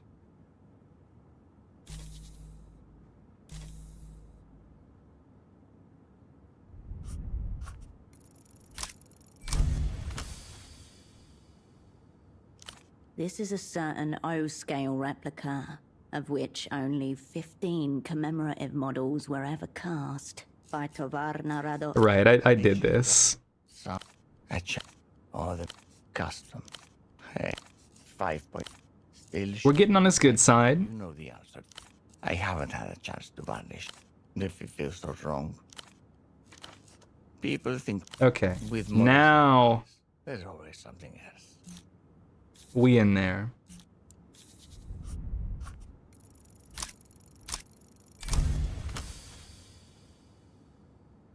You don't have the money. You need to make this about something else. What does he want? This isn't the apartment of a man who needs 2.5 million soul. A logical fallacy. Wealth transcends need. That's the point. But money is, of course, immaterial. A stand-in for debit or credit. It's the debit, ultimately, that is important. He looks around his apartment, hands upturned in front of him, as if beseeching the world for something you may owe. Borkibel. What? Borkibel. This cat thing must be really upsetting him. He's lost it. Just pick me up a bag of Borkibel, please. You can have the papers. I just need the kibble. Seems simple enough. Yes, but... well, the kibble is in the animal zone. Okay, I'll trade the monkey something cool. So you've met the king. Good. You know what you're agreeing to. These exit papers. I'll need a name and a photograph. Will this do? He takes the postcard and pauses, a look of recognition flashing across his face. Yeah, I run in cool circles. Cool. Dangerous, certainly. You're picking up where Tempo left off. He brought her here once. She played the piano for us. It was rather lovely, much nicer than her standard L-pop fare. It's hard for him to remember. He swallows, tucking the postcard into his shirt pocket with a strange gravitas. Tempo almost cried even. Borkibel. Yes, this photo will do just fine. But she'll need a new name too. What will it be? Yelizaveta Adamek. Is that what awesome is? I see. I never quite knew. Should work. I'll make a note of it. Sure. I'll be back.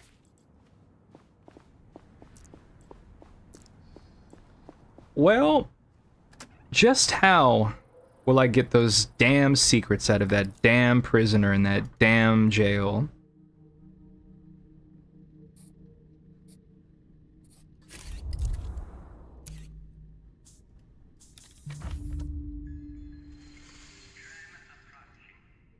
It's really quite difficult to say.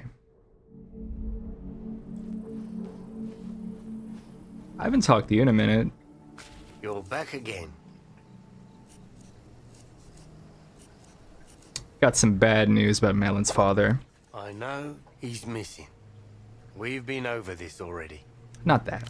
The officer looks into your eyes and finds the fear of your meaning. He stifles a gasp. Hey, are you sure? It's definitely him. Found his name in a classified document. He's been deported by Amther. You're making this up. He can't have been right about them all this time. What would they even want with an old man like him? To stop sticking his nose into their business. Yeah, that would do it. Well, if what you say is true, he's far beyond Marito's reach. This is an international case now. I'll have to let the station in Sunset know. I've already let Malin know. What? Oh no, what'd you do that for? I'll have to keep an eye on her. She's bound to do something she'll regret. Anything else? Saw some little boars in the alleys. Nossa Senora Polaris. But just the little ones, yes? Thankfully. Good. Good. Thank you for telling me. Just make sure to keep your distance. Do you have anything else to tell Morita? I met the dog thief. It's a monkey in the animal zone. The animal zone? Well, that is outside of my jurisdiction. Someone else can deal with that. I used the payphone, officer, and I was abducted. You were? But you're here. Why are we wasting time babbling to him? He's not gonna do shit. It's because XP. Perhaps he'd be more worried if you were still there. Obviously I got out because I'm a pro. Nothing to investigate then. All's well that ends well, I'd say. Did the payphone not impart a clear lesson regarding talking too much? Come on, enough. We're being bigger idiots than he is. I just like having fun. Oh, they hate it when I get silly.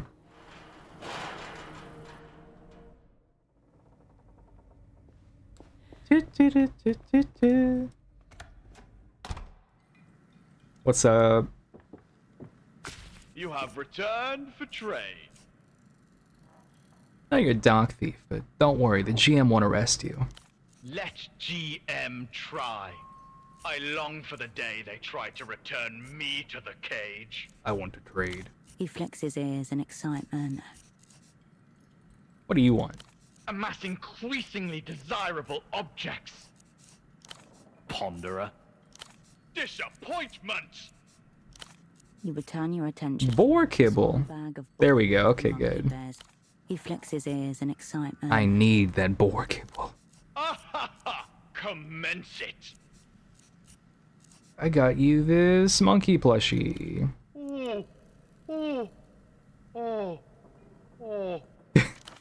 Cooing softly, he makes grasping motions with his pointy hands. I knew you'd like it. Queen of trade. He cradles the plushie in his hairy, rangy arms before setting it carefully in his stash. He's going to fuck it right. Sick. We should watch. He grabs the bag of boar kibble with both hands and tosses it to you. A few pellets of kibble spilling across the floor. Useless pellets. Consumption despised. The queen of... Off I go. Making moves.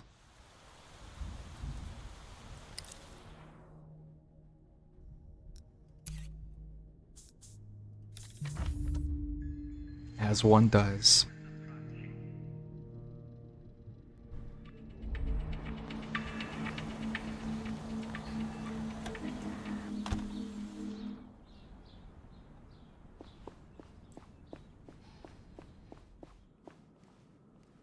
Uh-oh. Where's... Where? Uh-oh. Where? Up here?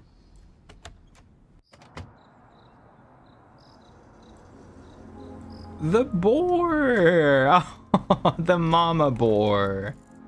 Alright. I gotta get in here. Yes! Ah, mezcal.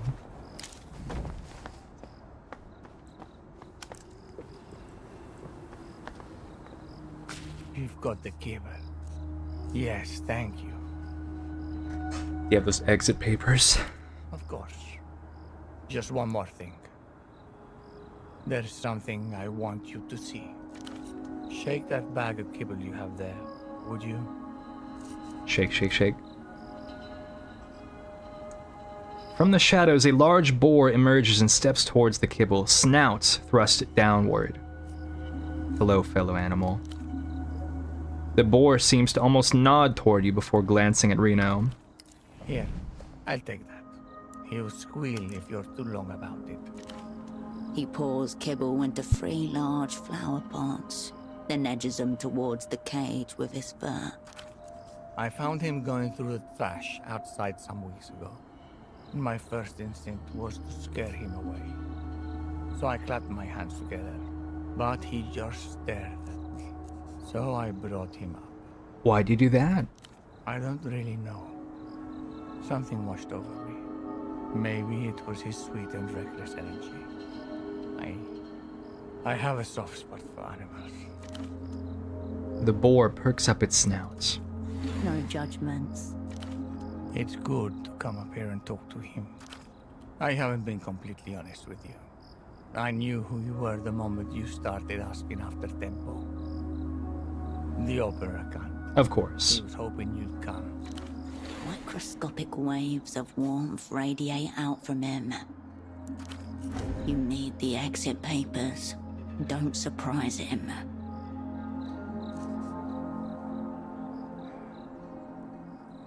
Why didn't you say anything before?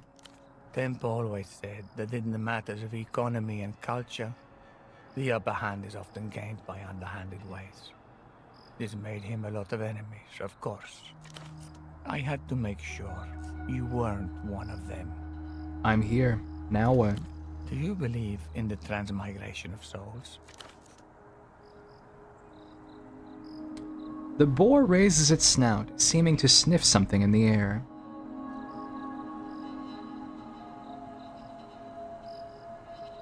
Tell me more. I believe that when we die, our souls rise up through the atmosphere and into the void of space, where they lay waiting. Some find themselves locked in high orbit for thousands of years. Others bounce right off the moon. Whatever happens, our souls will always return. Of course we will. Pain is temporary. The gang, eternal. How was Tempo the last time you saw him? He'd become more erratic in those final weeks.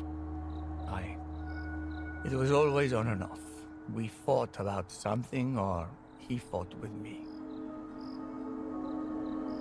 But I always thought that in the end, I always thought that it would be the two of us. Why did you fight the last time? I don't even remember. Once we had a spat about... what was it? The hot tub, I think. Whether or not I needed a bigger one. I said he just needed to watch his weight. He stormed out of my apartment with one of my model trains. Then spent the next month mailing me photographs of it, getting involved in completely historically inaccurate railroad incidents.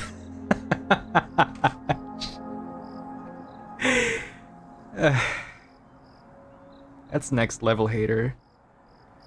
You think Tempo's soul is in this boar? No, that would be a bit silly now, wouldn't it? KG. Where do you think your soul came from before it found you? I've been more concerned with where it'll go. I hope that's towards wherever Tempo is. Maybe our souls will chase each other through asteroid belts. We'll orbit the moon together. Or we'll be back here, as a boar, as a cat, maybe as a pair of fishermen. Our souls will be together in every lifetime. Wouldn't that be something? How about those papers, though? Right. Why you're here, after all. I hope you get the girl out safely. Tempo would have wanted that, I think. Not that I always knew his heart, but... Thank you, Reno. Thank you for coming up here. I'm sorry for all this. I'm very tired. The boar looks on, its expression inscrutable. Well, good luck to you.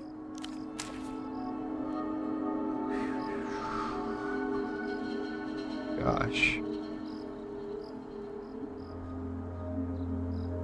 Okay. Okay.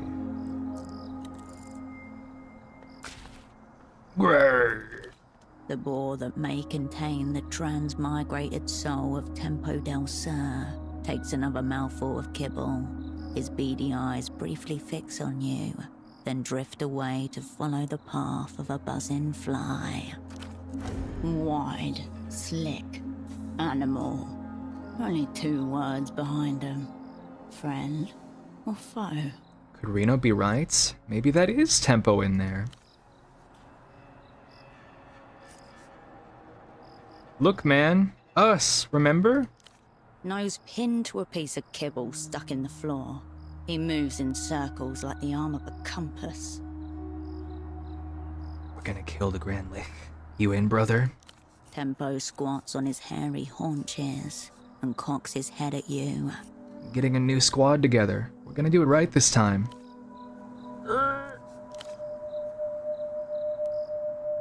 I'll take that as a yes. Animals cannot consent, nor can they formulate questions. All that's left is animal. Hold out your hand. He stops munching, frozen into place. Ready and willing to guard his food to the hilt. You'd be calling yourself a stupid cunt right now. Reno coughs. When you turn to look back at him, he pretends to be busy, taking in the view. He'd give anything to hear Tempo call him a cunt just one more time. Tempo shakes his head while sneezing. A mist of snot explodes from every hole in his filthy, furry face. Try to make eye contact. Still chewing, Tempo snarls as the insect lands on his ear. He flicks it off with a violent twitch. Keep trying. Tempo notices your stare. His wet, straining eyes twinkle with a wordless panic before he shoves his face into another mound of kibble. The obscenely loud crunching sounds rattle through your skull. It's like he's pulverizing gravel. Aren't pigs supposed to eat slop? Somewhere in your deep genetic past, an ancestral swine herd feels a twinge. Tempo was a consummate appreciator of the finer things in life. Reno's treating this incarnation according to the rules of the man he already knew. Oh, good night, Veracus. Eventually I'll make it to the debrief with you. I swear. These damn schedules, I tell ya. Rest well, my friend. I'm gonna put on my entanglement pants now.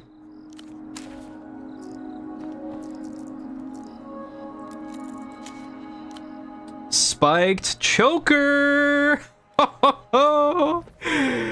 Let's go.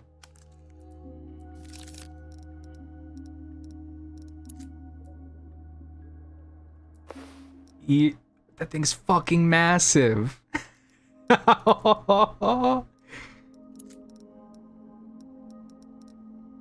Okay. I already forgot what check I needed to do. It was,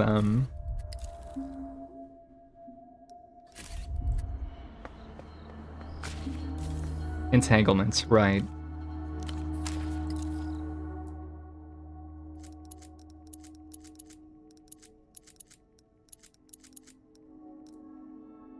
My entangly shoes.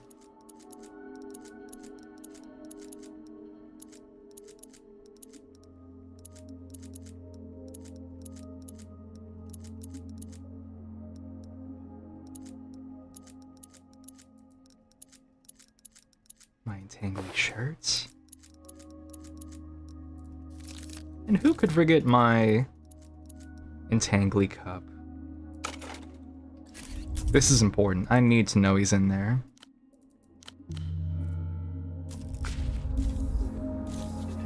Beast.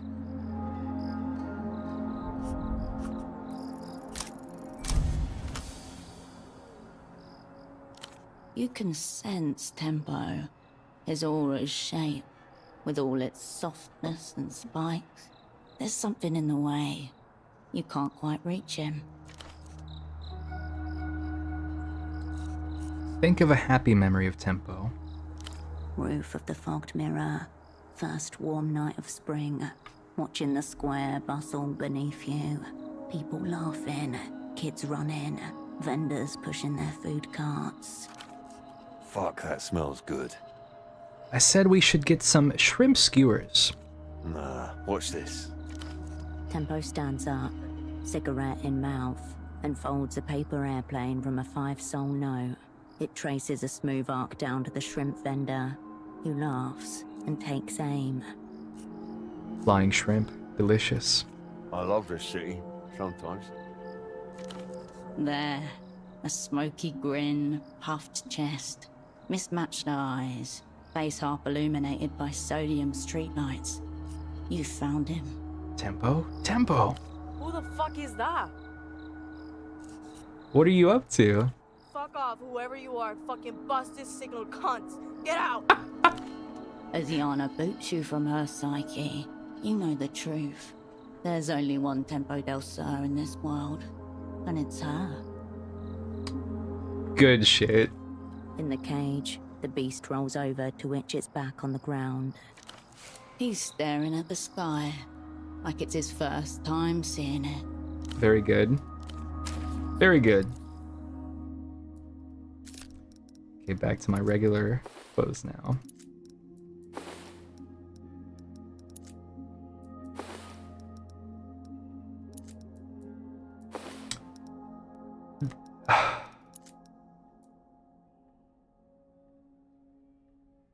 Can we somehow go like full, like what? Where's the, where's the spike?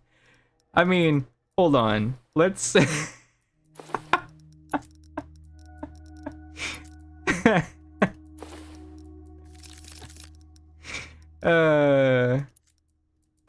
That's about as good as it's gonna get, huh? Oh. Oh, Hirsch. I'm taking a screen cap of that.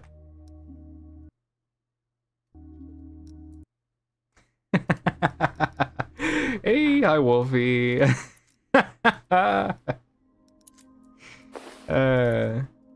Trust the system. Fit goes very hard. Man.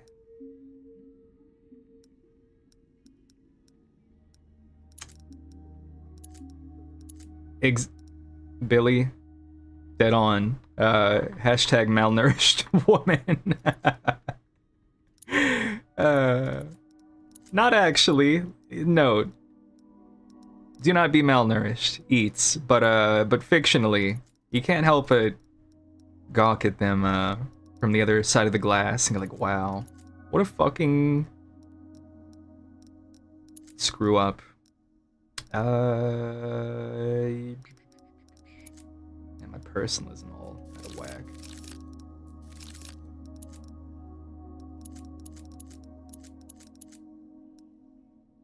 A certain illness of the mind.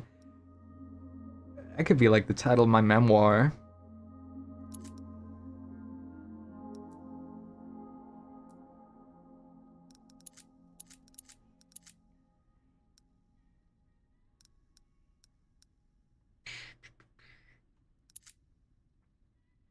Gray matter and sensors.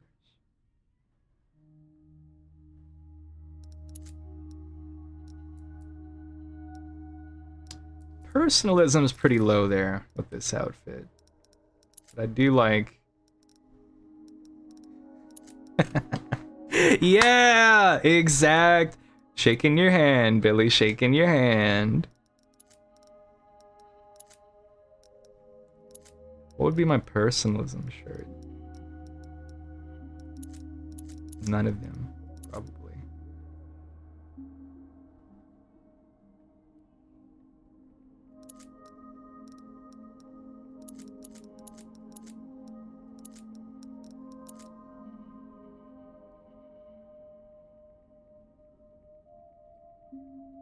Sorry, I am chained to the menuing.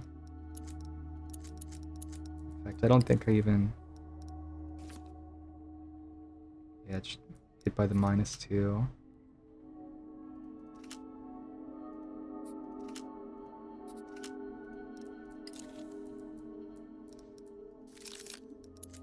Sorry, this is critical.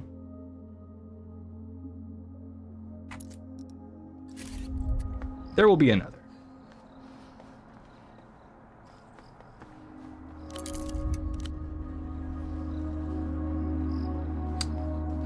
Let's get these fucking papers out of here.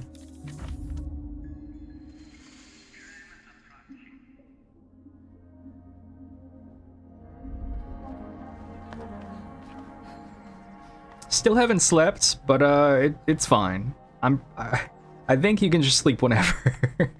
Which is true in real life too. They don't want you to know this, but it's true. It's just it's a little dangerous when you have a job.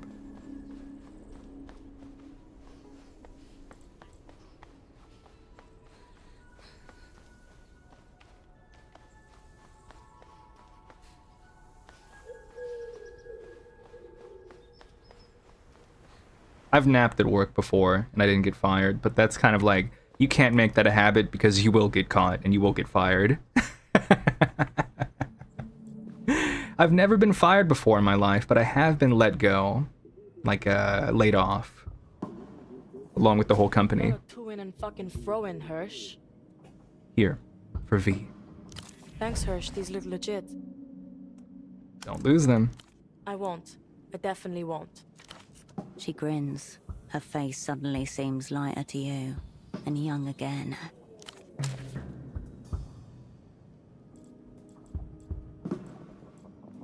Ready to set course for the Eastern Republics, Flight Lieutenant. Thanks for this, Hirsch. Really. You're one of the only people I've ever met who isn't trying to get something out of me. Have a second shot at life on me. I won't let you down. I've had this stupid song stuck in my head all day. One for the road. Yeah, you could say that. This is from when I was younger, so much younger. I used to go on these day trips with my parents, and my father would play his tapes in the car. It was basic 3-chord rock music, nothing like what I make now. But I've been thinking recently, maybe without those tapes, I wouldn't have become a musician. Dark Flight 709, about some guy's girl living on a space rocket. Did he go after her? I think he just had to watch her disappear from down on Earth. How's it go? 12 bar, in D, I think. You know, D7, G7, all the sevens. Had a feeling we'd lose all our time. My baby's living on the 709. I have notes. Oh, yeah, of course. This is just some lost standards. Slightly self-conscious all of a sudden. I don't know. It's silly, but it's right there for some reason. Remember, renegade, not fugitive. Full renegade. Bye, Hirsch. See you further on up the flight path.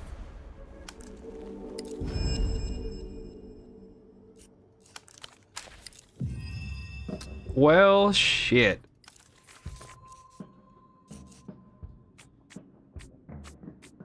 What is one to do?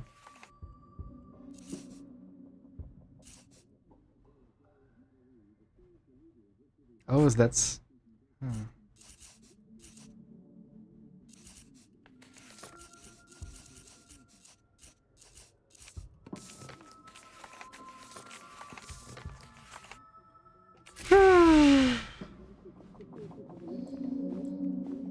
Ready to set course for... Oh, this is the exact same conversation. I've had this Yeah, this is from... We had this talk. It's okay. 12. Had a fit. Thanks. I don't know. You too, see you further on up. Guess I'll be seeing you around, Hirsch. Maybe in another 5 years, knowing how you fucking operate. She opens up her cigarette packet and extracts 2. One she hooks on her lip. The other she slots behind an ear. Are you going with her? I'm getting her to Central, then to long distance. Then I'm coming back here. I told her she could come if she wants. Not like that. You should go with her. I don't think so, Hirsch. Tempo trusted me with himself. I got to stay close to what mattered to him. I have some news about the old Tempo. Dissonant urges rise in you. One to reveal the world as it so often is, and the other to protect her from it. Go on. Tell her about the thing on the roof. Give her something to remember him by. Reno seems to have named a boar after him. That's sweet. Can I see him? I think so. He's hanging out on Reno's roof. Thanks, Hirsch. Good hustle. Hirsch, wait. Something that's been playing on my mind. That photo of you all, the one in Tempo's office. Why do you take that? Aren't you all spies? Good question. Evidently, you succumbed to a sudden fit of camaraderie. I said it was my birthday, but it wasn't really. So you're one of those. Had a girl like that in my class, Sophie Veza. Sad fucking case. She looks at you for a long moment, working up to something. This big play you're putting together. Take me with you. You don't even know what it is. Okay, what is it? Assassination. Government official. Cool, I'm in. I can do a good job, like Tempo would've. She can, Hirsch. I believe in her.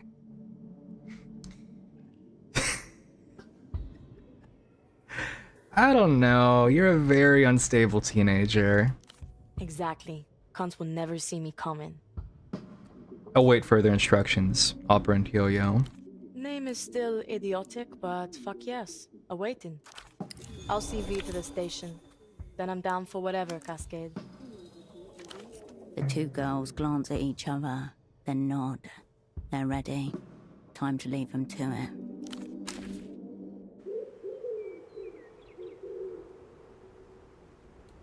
What a day! What a day. Ahead. Hirsch, it's 6 in the morning.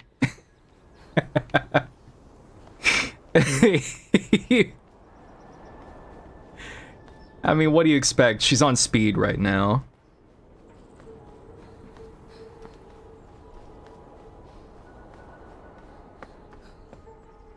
Look, around your feet. Ginkia leaves.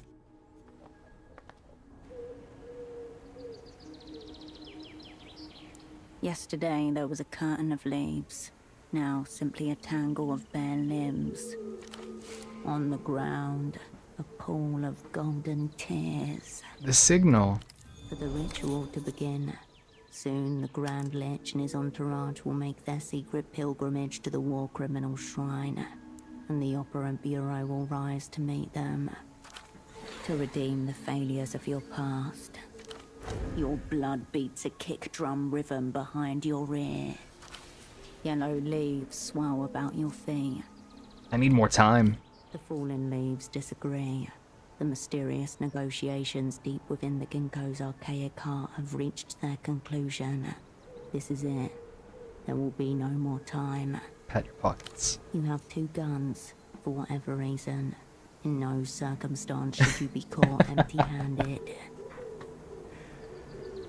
Maybe I can shoot them both at once? No, you've not been trained for akimbo maneuvers. Best to put that idea out of your mind. The strike against the Minister of Mass Culture demands a weapon of culture. You have an ancient bomb, as well as the means to make it reveal its heart. A message in search of its medium. Unfortunately, the thought of culture simply makes you reach for one of the two guns in your pocket. Perhaps that's really the best you can manage. The culture's in what I do with it. You turn back to the ginkgo tree. Its branches spread into many futures. If you had time, you might count them. But I don't have time. No, you don't. The naked branches seem like a mass of fingers pointing in every possible direction. You have the pieces to form a viable squad. But are they the right pieces? Look towards the round. Tuk-tuks patter about in an endless cycle. Their drivers indifferent to the reminders of the district's halcyon days. Swells of dye runoff slide over the surface of one of the most polluted waterways in the developed world. Nevertheless, there are those who make their home there. Radian, back on his medication, he could be a valuable addition. Past the hills. Past the Hill of Pigs, beyond the outlying neighborhoods, the city gives way to the desolate stretch known as the Peat-Old Tract. Party Alley gives way to Orphanage Street. Easy to miss if you aren't looking for it, and all the better for keeping secrets. The bare branches sway gently. The rest of the world goes about its business. Your controller needs to know what's coming. She'll want to talk you through this. Oh, man. Squad. From there, the momentum of events will carry you along their current. The days are gone. Only hours remain. Oh, fuck. Now is really not the time for breath work. The fallen leaves crunch gently beneath your feet. Morning unfolds into day. But what about my tasks?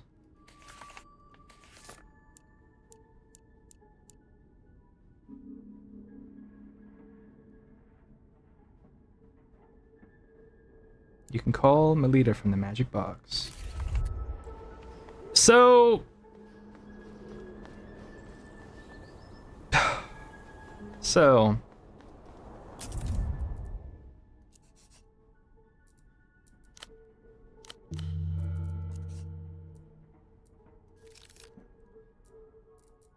that's probably going to be our current save, but there was something that Curry was talking to me a bit ago, or at least I think I was talking to her about it.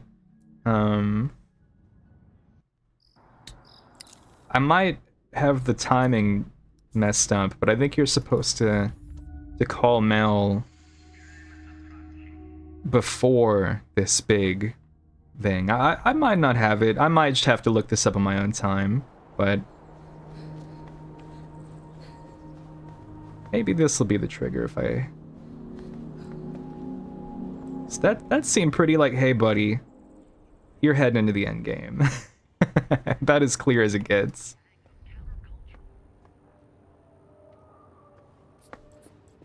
And I think that's post the trigger, as it were.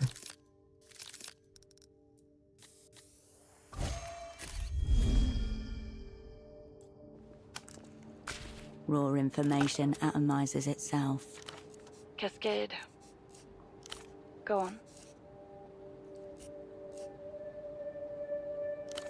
Go on. All right. Yes. I don't know whether I should trade someone's life away or free her. I can't help you with that choice. It's you who has to live with it. Firm, but gentle. She doesn't envy you the choice. Very well. Fine. Luck and skill up.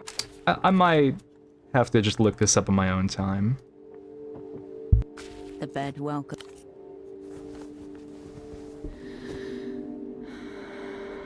The stillness of the room quietens your mind as you settle down. Yeah, that's exactly what's gonna have to happen. Shucks.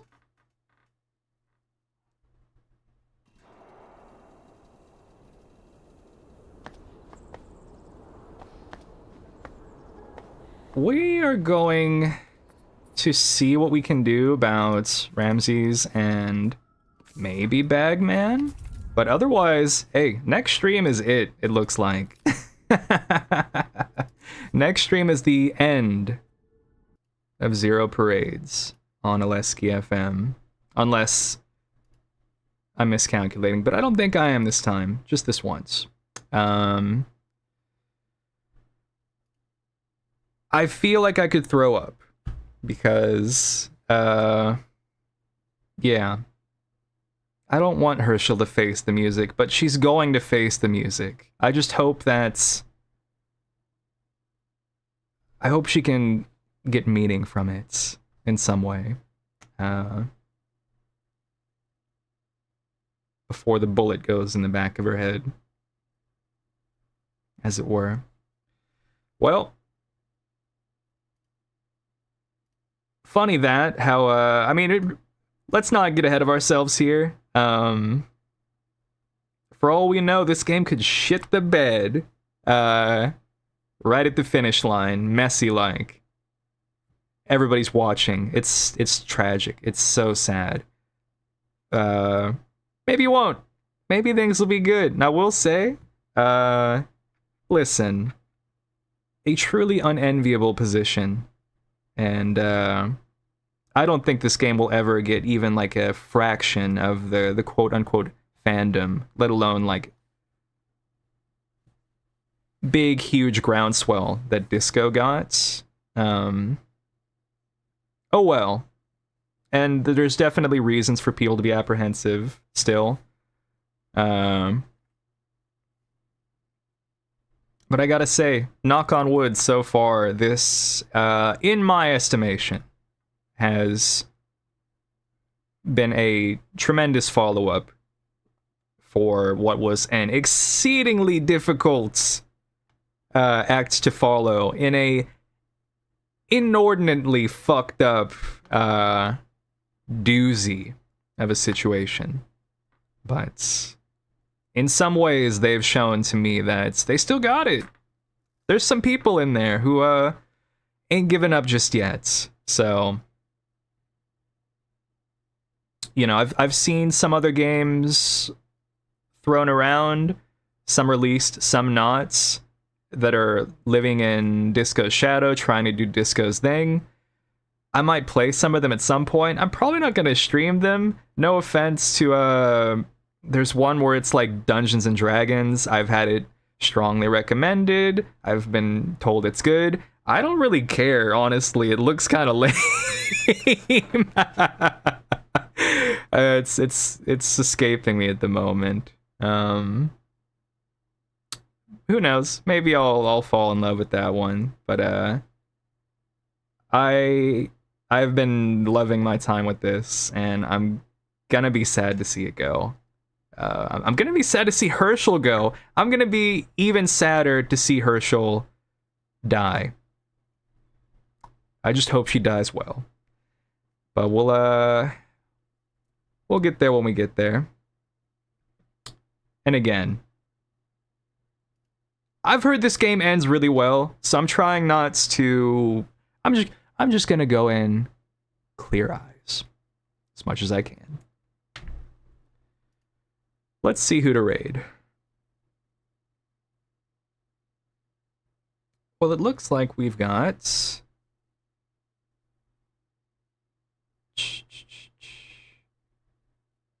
let's go and raid.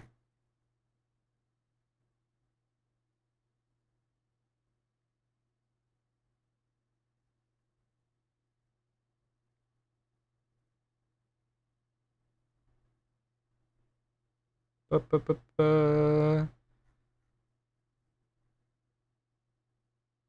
go say hi to the Ministry of Ennui Control playing Morta, which I've never heard of. Have a good one.